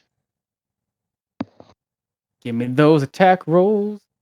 Does it seem to pass through the orb normally? Strangely enough, yeah, your magic seems undeterred in here. Oh, I forgot to... Because I still have my staying on me, so I crit on 19 with these. So I'll do the first one at Galleon. Oof. As he's able to quickly discern your magic and pull away as the blade striking out where he once was. And then this guy. The top guy? Yeah, top guy. Oh, how do you want to kill him? As it just seems to form straight from his shadow and just kind of slashes him in half. And Nice. Last guy. Ooh! As this guy does not see you coming, he's sort of keeping his eyes down on Kaelon. And how do you kill him invisibly? As this one just seems to also come from his shadow, but instead just kind of seems to open up and bite down at him and just kind of swallow him whole as he just becomes this little puddle of darkness on the ground. Also, another nice. Jesus Christ. Should I use my reaction for that? The No. knives never end. As I will just kind of confidently walk up to Galleon, as I think that'll be my turn. I think that's all I can do. As the invisible one just turns into a puddle, Samantha just quickly points her scepter towards it. Yeah. That's mine. Sucking out its magic. The gems on your rod beginning to glow softly, and you feel it sort of vibrate with power once more.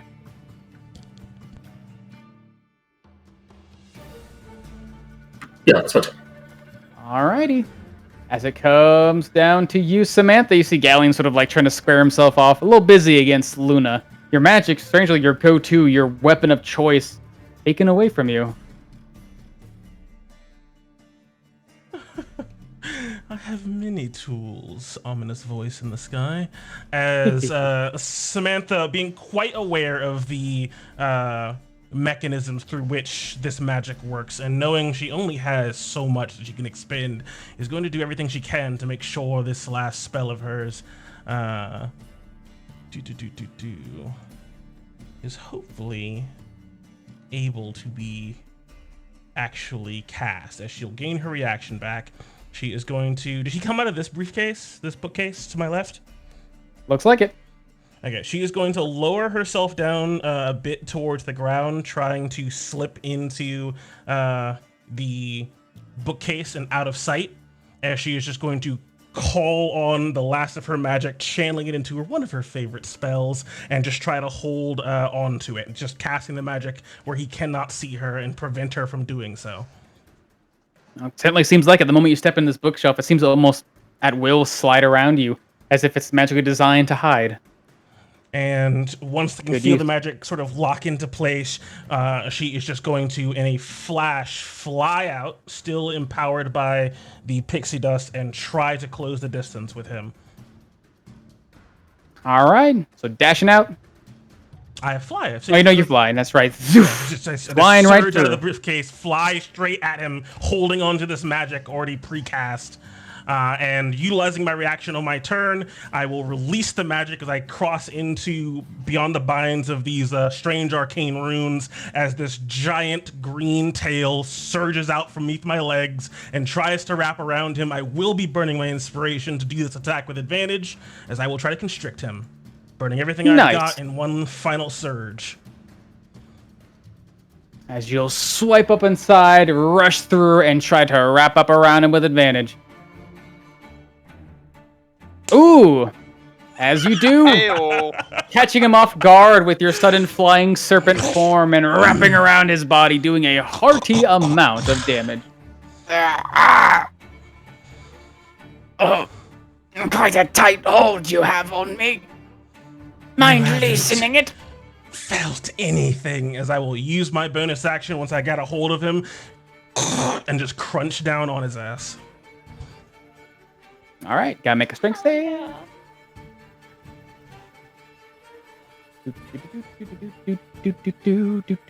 Gotta make a strength save, right? Yes, he has to make a strength save. Otherwise, he takes the 24. Alrighty, let's see. Body toughened against the magic. Ooh, not strong enough though. As he'll take an additional 24 damage. Potent magic. never seen this kind. As Samantha's just sort of positioning herself, sort of arching over him, all of her snakes sort of looking down on him, trying to just seal the deal, as it were. That's it for me, baby. All right. As you'll see him sort of twisting and contorting, he grits his teeth. Come, hold now, hold. You gotta make a couple con saves. Boop. And boop. Ooh, I'm on. Rolling high tonight. Keeping his magic intact. Let's see. Yeah. At this point, you see the barrier around him starting to shimmer a little bit. As he immediately just seems to drop it. As all around him, the light seems to fade. You feel, again, this thing wash back inside of what seems to be this creature. But as he does, his hands start to raise up before him, twisting and contorting, trying to pull upon some magic. So I'll once again just try to grab out Air's hands and counterspell him at 6th level. Oh, hold on. Yep, as that would wipe his magic away. Why does everyone try to run away from us? Kalon comes down from the south. You'd see him watching as this thing gets captured. Good. Keep him there. As he holds his hands out, claps them together for a moment, and then opens them up. Keep him right there. As all around you guys... There you are. There you are. Beautiful. Snapping. Where are you at? Come on. Why do you keep closing? Urgh. He got fly too. Yeah, he does. Sure, he'd be flying. He's got enough room for that, though.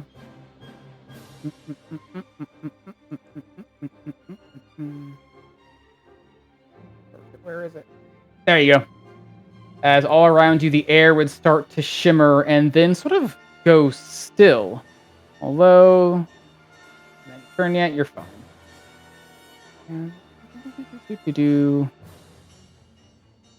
As all around you guys, you feel the air become a bit more humid, a bit tense, but you do feel like there's something shimmered around you, but then seem to suddenly vanish. You can't leave now. I've got you all held in magic. I can drop it if I need, but he won't be escaping. Himself a little bit of a spell. Excellent. Yes, anti-magic field, dude. Yes.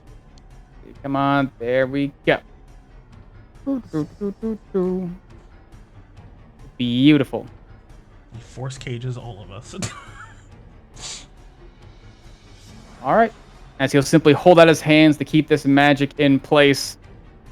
As Galleon inside, held within your reaches. Come now. Don't force me to push myself too far. I still need to use it if I have to. But I can't. He'd hate that.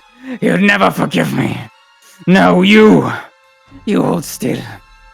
Watch Kalon. I'll tear them apart.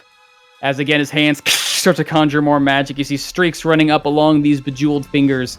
As he tries to lay down some heavy constricting magic on both you, Samantha, and Luna. Voice pulling out all the stops tonight. I'm out of spell Going once, going slots, twice. So go off. I got a reaction. All right, as I need both you guys to give me some wisdom saving throws against a magical effect, as you feel that same force against you, Samantha, but intensely stronger. Something trying to claim you from every ounce of your body. Ooh. Luna just able to maintain your mind yourself as you're able to ward off this power. As both Samantha, as you are barely able to ward off a highly powered version of Hold Monster. Ooh. Come now. Quite potent, but... As you see, he starts to tilt and twist his head, you can hear this strange cracking sound. As you can see the scars that run along this thing's eye and seemingly up its lower jaw. The same marks you saw on Galleon begin to lengthen along his face and even seem to go deeper, going from simple cuts across the skin into deep gouges that go far deeper than what flesh should allow. As at this point, Tamarkan in Swift Hollow, the door before you, hidden by illusion, would give off the sounds of magic that now seems to be dying out. As you'd have a chance to run in. Ronin on it. Give me some initiative rolls. Run in and initiative roll. Don't worry, love. Where The am cavalry's here. Oh yeah, I didn't click my token. How dare you?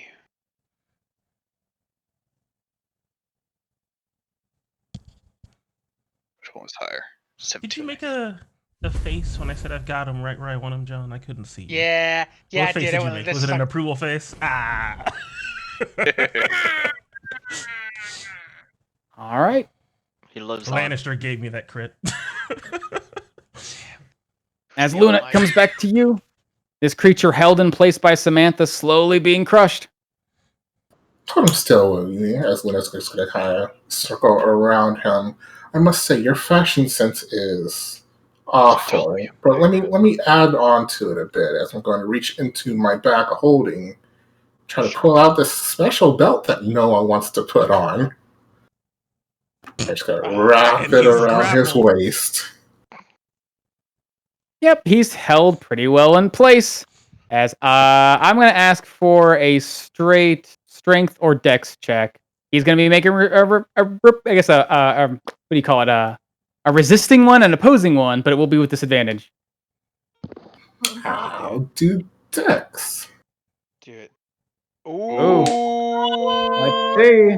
Trying to force itself. You're starting to wrap this belt around him, reaching down with claws. What is that thing? It reeks of foul, twisted magic. Get it away!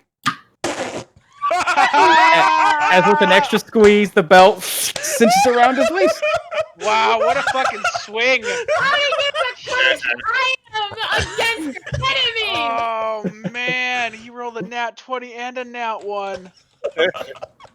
See, it's a cool little item that we got from, I assume, one of your allies-ish. Whatever, I don't really care about you people. Have fun with that, as that's my action. So that'll be my turn. And thank your pathetic little sovereign for that. As you wrap this thing around him, his eyes sort of go blank for a moment. His body immediately bulks up with strength, but you can see sort of the light in his eyes begin to fade, and the cracking in his face actually stop. Dead ass.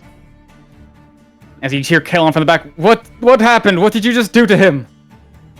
She won't be casting any spells anytime soon. Very well, as he'll sort of lower his hand and the air sort of shimmers around you. As the group cavalry finally arrives, Swift Hollow coming in from the back, you can see the allies tackling with something that looks like it's Galleon, but it's twisted and malformed inhuman. Man, it's better than Feeble Mind because it's not even a save. The fashion sense. Swift Hollow. What's up? I say it's just a fashion sense. Yeah, exactly. You get a check. As Swift Hollow will use her bonus action to dash. Getting in range. As he is restrained, so she has advantage. Certainly. She's tossing both of her daggers. Get dagger tossed. 22. As a 22 will connect, you see him sort of waving his hand at you, trying to stop something, but it seems unable to function as intended, as the bolt comes flying and strikes true into him. Daggers. Let's see. That's what Thalos gonna fucking do it again. Do it again!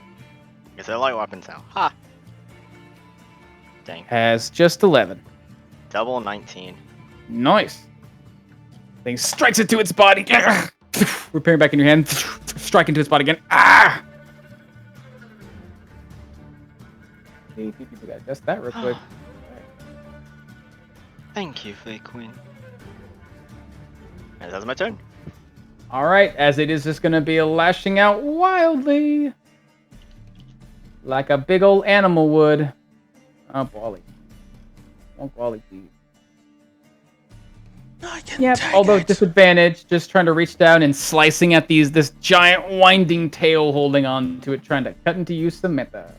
Although doing so with disadvantage. Ooh, just hitting me. As it cuts and tears inside. Seemingly you feel a sort of wash of something over you, but it doesn't seem to take any effect. I am What gonna is this need a weak Constitution shit? saving throw. Eh.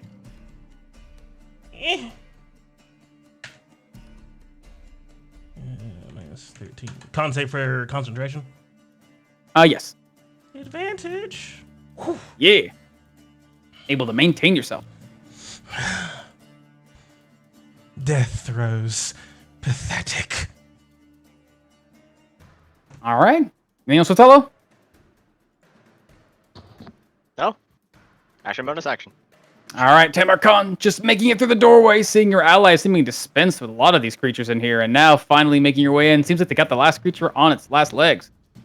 Did she With know all comes- going for poison? Mm-hmm. Poison? Yeah. Against She got Samantha? blood, right? Like DC 15 Constitution save for poison damage? Against Samantha? Yeah. Oh wait, That never mean- mind. That's why I called it Fucking weak snakes. shit. I called his poison weak shit. Fucking snakes. He has made off poison. Yeah. Yeah, Swift Hollow comes running in. I'm right behind her, right on her heels. I'm just rushing on in, a bit of ki in my legs, powering my running forward as a bonus action. As I just sort of run up, as I get to the top of the steps, I can see pretty well what's going on back there, but just getting a close-up view. Seems like Samantha's getting this guy wrapped up, although he's big and bulky. Like you got it well in hand. What shall we do with him? Well, beast, as it were, of a different place. As I pull out a dart, but look at you, Samantha and Luna. As would I know what this Don't is? bother. Just have my bow in hand. Roll me an Arcana check. You think you have an idea with your incredible knowledge of magic, but these things are kind of far and few between the world. You know it's a fiend, but these things are a little different. That's already putting him in the kill him to fucking death column, but Ooh, hard reach, but you do understand what this thing is. You have a strong disdain for fiends, especially those like devils, those created for the use of twisted contracts and otherwise maintaining a hierarchical order of terror. Otherwise, there's those of demons who are just pure destruction and carnage without real reason besides just being destruction and carnage. But out in the world, in the far reaches of the plains, there are other creatures known as fiends, some usually touched by foul magic, but others that actually find their origins from the material plane. Something created by man, or at least the early stages of man. These things called Yugoloths. They are far and few between, but otherwise all connected by one same origin. Someone or something with access to powerful forms of magic, especially those of the planar scape, create these things out of fiendish energy. They're not terrible chaos beasts. They're not tyrannical rulers. They're instead weapons. Things created out of pure magic pulled from the planes to give purpose to some foul desire. This thing before you, you'd recognize if only in sort of tales and now seeing its magic firsthand as an Arcanoloth. Something created not only to understand, unravel, and otherwise create new magic. These things are used to befoul whatever magical powers that lay at hand. And again, like all Yugoloths, created with one sole purpose in mind. They're only created by other creatures of immense power, or otherwise, in some cases, as these things do gain power on their own, by themselves.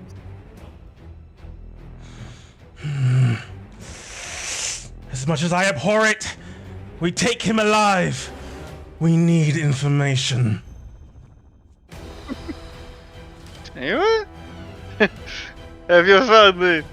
That's he'll lower his bow. When do we get you a punching glove arrow? You need to get a green arrow. Get you the... That's my turn. All right.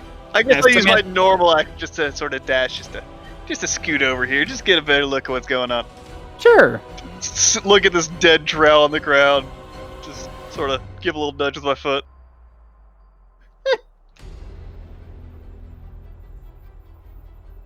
All right. Samantha comes to you. Hold on to this creature tightly. Can I constrict him into unconsciousness? It's a melee attack. You certainly can.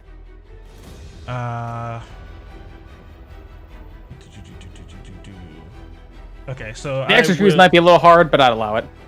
Yeah.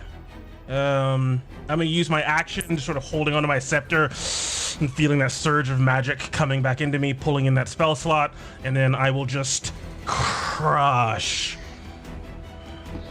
Go to sleep, go to sleep, go to sleep, go to sleep. Oh no! Oh wait, I don't have to attack roll. I don't have to make an attack roll. I can't attack roll him anyway because he's already grappled. So he just takes 27 on the strength save. Oh, okay, that's gonna be very interesting. As he puts his hands against your tail and pries it open with his newfound strength. Right. Dummy strong now. That's the wrong one.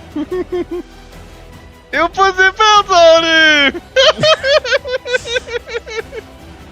Yes. I will sort of shift myself around him, holding on to him. And just try to sort of lean back and sort of try to expose his belly towards Swift Hollow, as that is action, bonus action, some movement. That's all I got for you. All right. As it comes to Kaelon, sort of confused at the moment. We're keeping him alive. Why? The Sovereign. It's 3 times now that we've had to deal with this. We need answers if you can force them out. I can certainly try, but not now. My magic is too weak. Keep him still. Don't let him bite. The rest coming. They're on their way. As fast as they can. Very well. As you're holding onto this thing, Samantha again on its turn. Ah! It's gonna try and just wildly lash out at you. Class. Just able to sort of shift my body in time. He scrapes against the ethereal tail instead of me.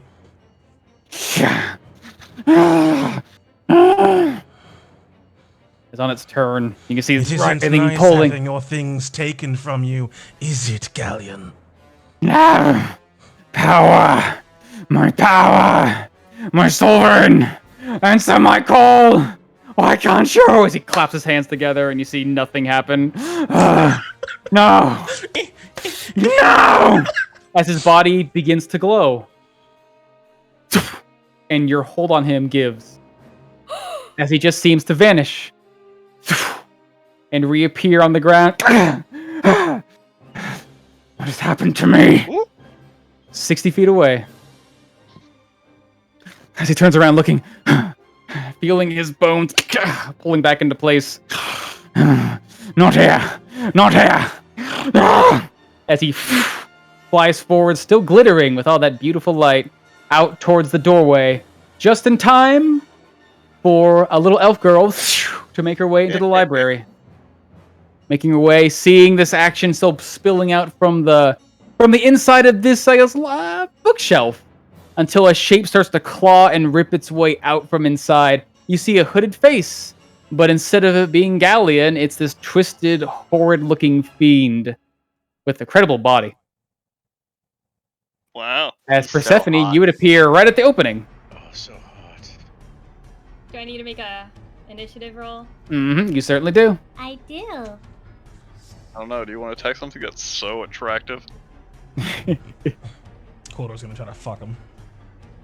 Well, Persephone goes like straight towards the door.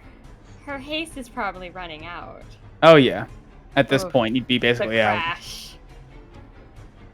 As Luna, this thing seemingly, although you took away its spellcasting, unable to do so, it still holds magic within it, it seems. Samantha, if we can do that while not being able to cast spells, we're not going to be able to keep them still for long.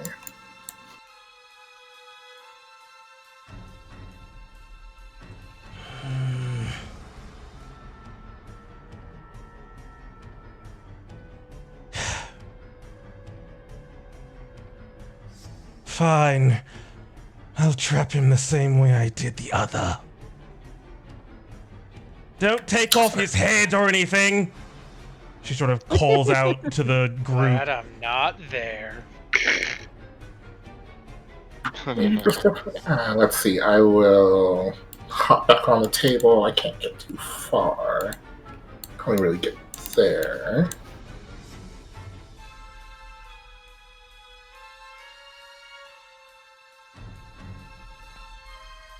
I don't have a spell slot for this anymore. I am going to, from 90 feet away, kind of see the small green hair of Persephone. Maybe she will also be able to help me with doing this, as Luna will put her hands on the ground and create this strange black tentacle mass right underneath Galleon. Probably hold him still. Not that one. Ignore that. You know that last one. Black So try tentacles. to black tentacles. As that will happen on his next turn, but that's what I try to do. Sure. How big is it? 20 feet. 20 feet scale. 20 foot at the ground. Much similar to before, like a minute ago. The ground rides back up with black tentacles.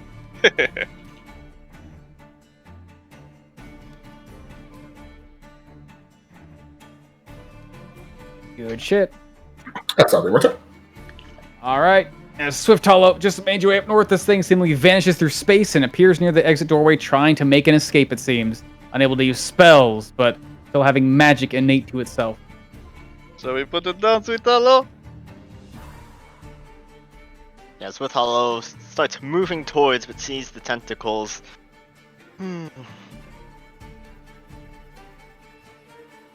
The dude got knocked out, right? As Swift Hollow recalls with her high intellect, high elf memoriness. The dude? Yeah, the other guy, what was his name? Kane? I do. He got turned to a statue. Yeah, I know, Yeah. but did he get... He got knocked out before, Yeah, right? Or I did he knocked get him out. Yeah. killed? He was okay, unconscious and then turned to a statue. And your high intellect will tell you, based on what I'm screaming out, that's what I intend to do to him. Oh, I know. Swift Hollow knew that. It's like, Good shit. he had to be alive for that, didn't he? Mm-hmm. It was unfortunate. Also, I why mean- put this right here? Now I can't stab him. I mean, I'm not going to put it on top of Persephone. Oh. I mean, Why not? maybe that's why Luna put it there, so you don't use the pointy head. I mean, to be fair, if you kill him, we can always just bring him back to life. Maybe. Actually, Yeah, no. we could Don't just do make that. him not an Arcanoloth. We don't know Duh. that, actually, because he's weird. So, No, just make him not a demon. Truly polymorph him into a table. yeah, there you go. Alright, thanks. With all bonus action, dodge, and oh wait, I can't do that. Bonus action That's dodge. really funny. Anyways. Yeah, he gets stabbed in the back. I think. Ooh, as that'll connect. Stab it. It's back, doing a hearty amount of You're damage. 11. I don't have advantage. That's right. Oh, that's true. 11. Ow! Catches you in the back. You see it catches right into the strange new musculature it has, but able to shove most of it off. Ah. Yeah, Swift Hollow just observes the wound. He doesn't bleed. Seem like it. She just flicks her dagger around. Very well. He is quite the hearty companion, huh? And she disengages off. That's her turn. Okay. Demarcon. So we killing He can him? still No? take quite the beating, Tamarcon. Knock him This one unconscious, doesn't bleed. Tamar. Just like him. Whatever his name was. I can't do much from here.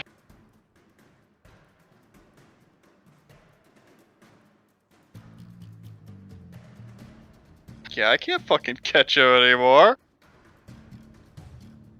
Still got a bow. If he takes another step, he may be gone. But let us see, as Tamar will string an arrow across his bow. A bit of wind will pick up behind his arm as he let loose. As a bonus action, cast in some Zephyr Strike, firing an arrow. Give me that shot. Ooh, damn, that'll definitely Nice. connect. Nice. Fuck yeah. Popping him in the back. 12 damage. Actually, give yourself an extra 4 because. So 16, 19 damage. Crack him in the back of the leg. As you sort of catch him in the foot, and you can still see him sort of floating in the air a little bit around these tendrils. He's still flying around with that magic he stole.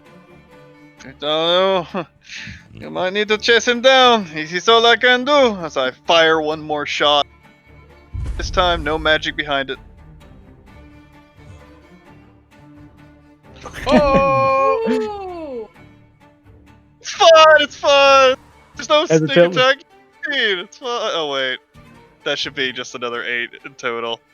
So 22. As you crack him with the strike into back. this creature. As he seems to just be barely holding on. You see his flesh starting to get thinner and thinner, still strong and muscular, but barely holding himself together. Holy cow. A little more than that. As I look at the new bow. Better than I thought. I leave him to use Italo. And this Persephone? To like notice Persephone like in the doorway. As I'll continue to make my way down there, my speed is increased by 30 feet. Do. So I can make it.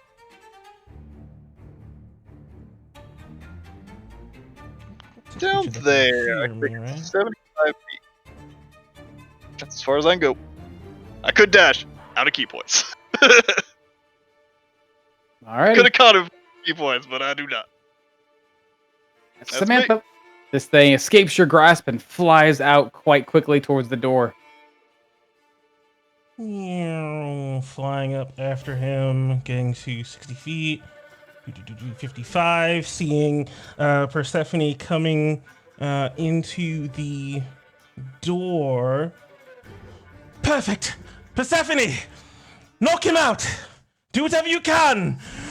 I need you! And with that last statement, you just feel almost this inspirational moment hearing those words from Samantha, as she's going to use a bonus action to use 2 of her voice of leadership to give you the ability to cast a spell, cantrip, or make an attack as a reaction. Does that bypass the lethargic effect of haste? It's until the end of your turn. Sure, go for it. Didn't she have her turn when she came in? When she was all sleeping? Basically just enter No, it. she didn't roll I rolled initiative. initiative. Yeah. I haven't had my turn yet. Yeah. Just go for it. Go for it. As I can make an Cool moment. action. You can take an attack, you can cast a cantrip, or you can take the dodge action as a reaction. As you feel compelled to act. Yeah. And your whippy hands are a melee attack. They are certainly the are. melee attack. I think a thorn whip's a melee attack. It It is. certainly is. I smack You him. can knock him out. Ooh. Knock that bitch ass out. Flap. Rip his head off. That might not be. As how do you knock Stab this it, guy John. out? Yay! As Persephone flies towards the doorway and she's feeling like the magic of haste start to wash away from her, and this would be a really bad moment because he's right there. And then Samantha's words ring true. She needs me. My friend needs me. And with that, her arm begins to glow and the vines emerge from it, and it extends out from her, slashing against Galleon and knocking him down to the ground. His body crashes down hard to the ground, still seemingly bouncing off and like floating gently like a thing underwater, seemingly still held aloft by magic, but still very much unconscious. As it seems like finally, after a few moments, cool lore, you come crashing in through, I'm assuming crashing through one of the windows. Oh, of course. I just run up to this guy and stab him dead, right? Yeah. Cut his head off. Oh god, he's on the ground! Ugh! As you see, 20-foot window. you land when you hear a thud, not just beneath your own feet, but the sound of something hitting the ground hard, as Persephone stands in a doorway, her presence there giving way to the illusion, and you see this crumpled thing sort of hitting the ground and floating gently unconscious on the ground. Can I break initiative? Certainly seems like initiative's over. Things are calm. Persephone. Can you get that belt off of him? Yeah. Give me a Hold on. moment as take Sure, a and as I breather. Tie him And- up before they take the belt off. And I use 4 charges of what is it? It's the blessing from the Sealy Court. It's something. I have something now. I use my charges to cast Greater Restoration and break the attunement of the belt. Easily enough, sparks of magic running along the belt, removing its connection to him. Bind his fingers, most especially, Quildor. You don't. Can I just chop them off? I don't want him to bleed out. As I sort of just try to bend down and sort of try to pick him up. Quite holding light, him. actually. Now that the belt's off him, his mass is gone. He's like this. He's like holding a dog, essentially, Oh god, I hate holding dogs. They're so weird to hold. like So a sort weird of- bony dog. Oh, sort of just pick him up, look at his sort of limp-headed self, and just sort of grab a hold of his mouth, point it towards my own, and then try to cast Flesh to Stone, Alrighty, bringing forth my snakes. quite a magical being. We'll see. Let's see how this takes effect. But you see the stone start to spread across its body, and then just innately, its own flesh starts to twist and contort. You see it start to shift back in form, almost like the flesh, like that of Galleon. It shifts to something else, strange, twisted reptilian, stretches thin and feminine, almost like a fae, and then it returns back to its form. Thing is not quite as easily as turned as a person.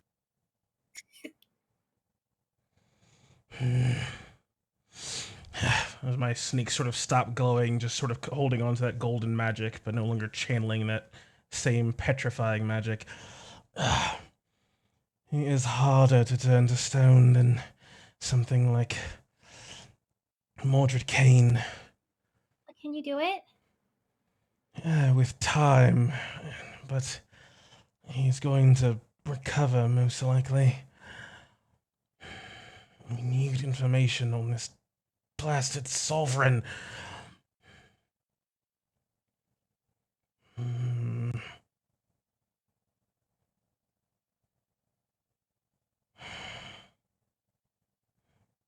Persephone.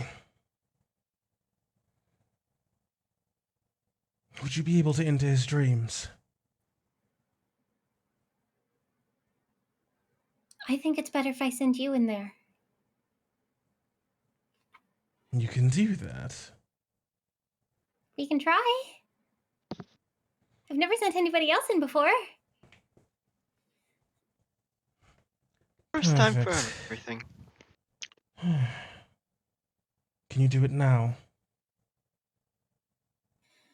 Yes, as Persephone takes a deep breath and conjures up her strongest bit of magic, a little extra bit of energy needed.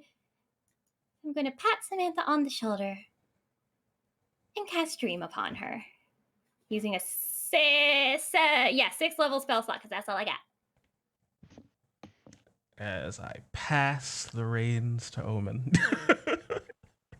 As after a minute or so focusing on this magic, you'd see Kaelon sort of brushing his own wounds and once again sort of conjuring magic himself. You'd see him very carefully and quietly beginning to hold out his hands and lines beginning to form all around him in the floor. Continue your magic. I will do my best to bind him. As you'll see, slowly but surely, over some time, a magic circle is starting to appear in the ground before him. But as it does, in the midst of that time, you feel strange, Samantha. You have not slept in a long, long time. And so the sensation of feeling your mind really leave your body, basically being away from yourself, is completely alien, I guess, compared to how long you've been awake, how many nights you've spent studying over tomes, thinking about what must be done, what you must do to reclaim what you've lost. And now, in this moment, you find yourself completely separated from all those thoughts, instead focused solely on what lies within the depths of this creature's mind. And you find yourself, strangely, in a nice, calm environment. All things that lie here seem to be almost seems like it'd be cold. It's a weird emptiness. The air is strangely stagnant and heavy, but when you inhale, it's almost like you're in a dry arid desert. It's thin and empty. You take a moment to actually perceive beneath your feet that there are in fact stones, or at least a stone beneath you. You're standing on rocks. Not really truly land, but rock. And all around you, amidst the emptiness, what can only really truly be called, what has always been called the void, there is just a simple ticking sound. The sound of a clock winding, clicking, clacking. And as you look up, your eyes focusing, you can see what looks to be a winding path of stones leading higher and higher to one central spinning mass. And at the top, you see what looks to be, I guess what would say ruins? Pieces of maybe life, but life doesn't exist in the void. Life came from there, but it was born from sparks of light from nowhere, and yet here they are, out in the farthest reaches of nothingness. Pieces of life that once existed. And standing among them, a shape, tall and gaunt. You can't truly even see flesh clinging to his form. There's just bone, hollow eyes, caved in cheeks. Looks like something of a crown resting upon his head, but you would know it's simply the bone that is contorted and stretched. And a hand that extends, covered in jewels, covered in markings, reaches out to the air before him, and you'd see a ball of light form and spin and twirl and unfurl into true resplendence. There's no other word for it. It is all sorts of color and sound. And it, for a moment, you're captivated by it. It's this glorious cacophony of sights and sounds that ultimately, before your ears, if you weren't conscious right now, if you weren't aware that this was a dream, this was not real, you would think it was probably the most glorious thing any mortal could witness. But what you hear instead is a terrible ripping sound as reality is being torn asunder, and this tiny black speck surrounded by color condenses and denses and denses. Where there was once darkness and nothingness, there is the softest shine of light, and resting in this thing's palm, surrounded by that soft sheen, is a small black orb.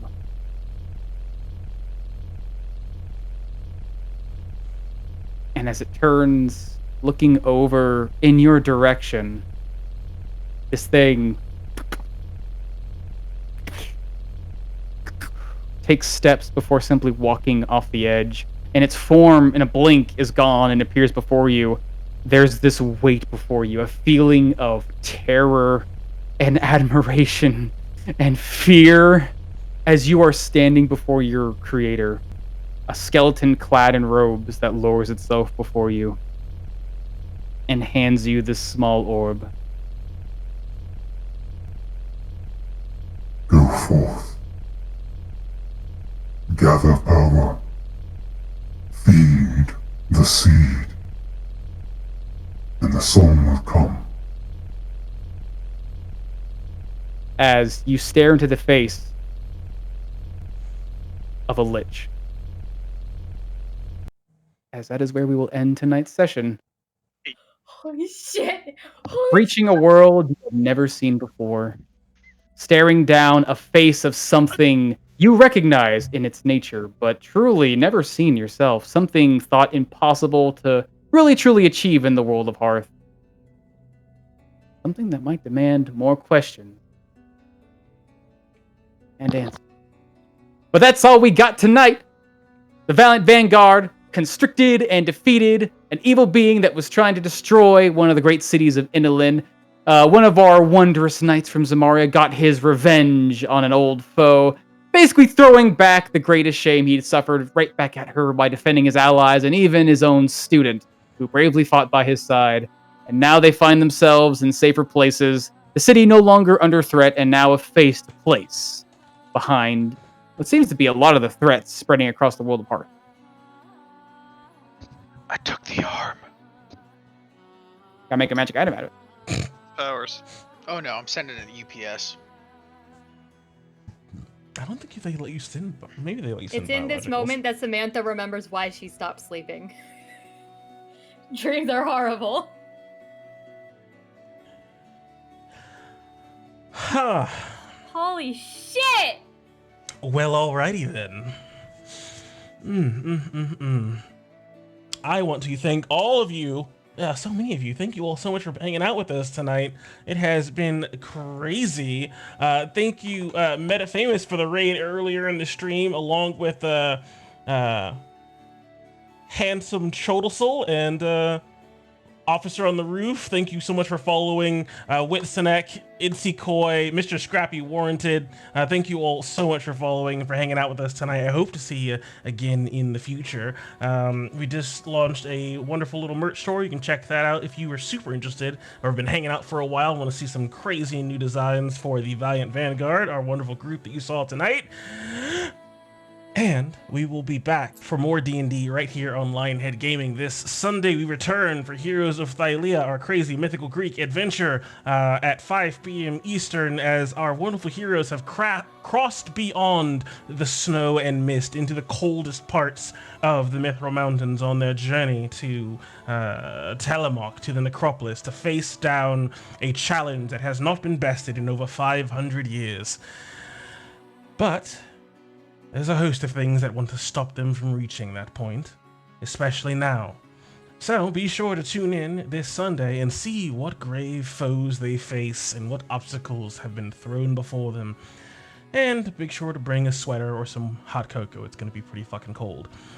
And then hopefully we come back for more of this fucking kick-assery next Thursday, Omen. You don't need a break, right, bud? I know it's the 120th session. Should be It's good. fine. So be sure to come back next Thursday at 7:30 p.m. Eastern right here on Lionhead Gaming for more Song of Rapture. Oh boy. Oh, this is exciting, and I am also a little angry. But we shall see how everything shakes out. Final thank you so much for hanging out, and my parting words, as always, may your dice roll 20s, and you always make your saves. Later, y'all. Toodles. Bye. Getting close to the end. Everybody's getting too comfortable. Wash your hands. Wear your mask. Get the Don't shot. touch your face. Wash other people's hands.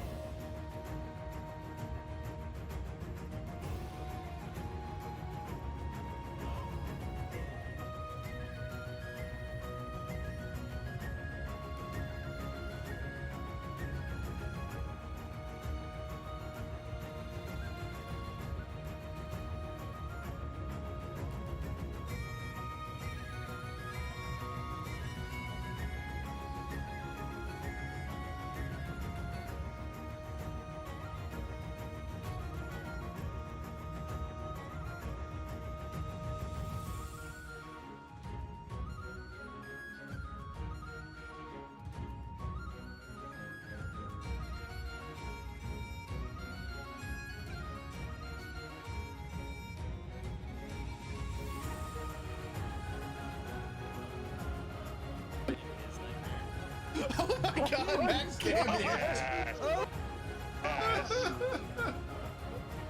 Just blows away into ashes.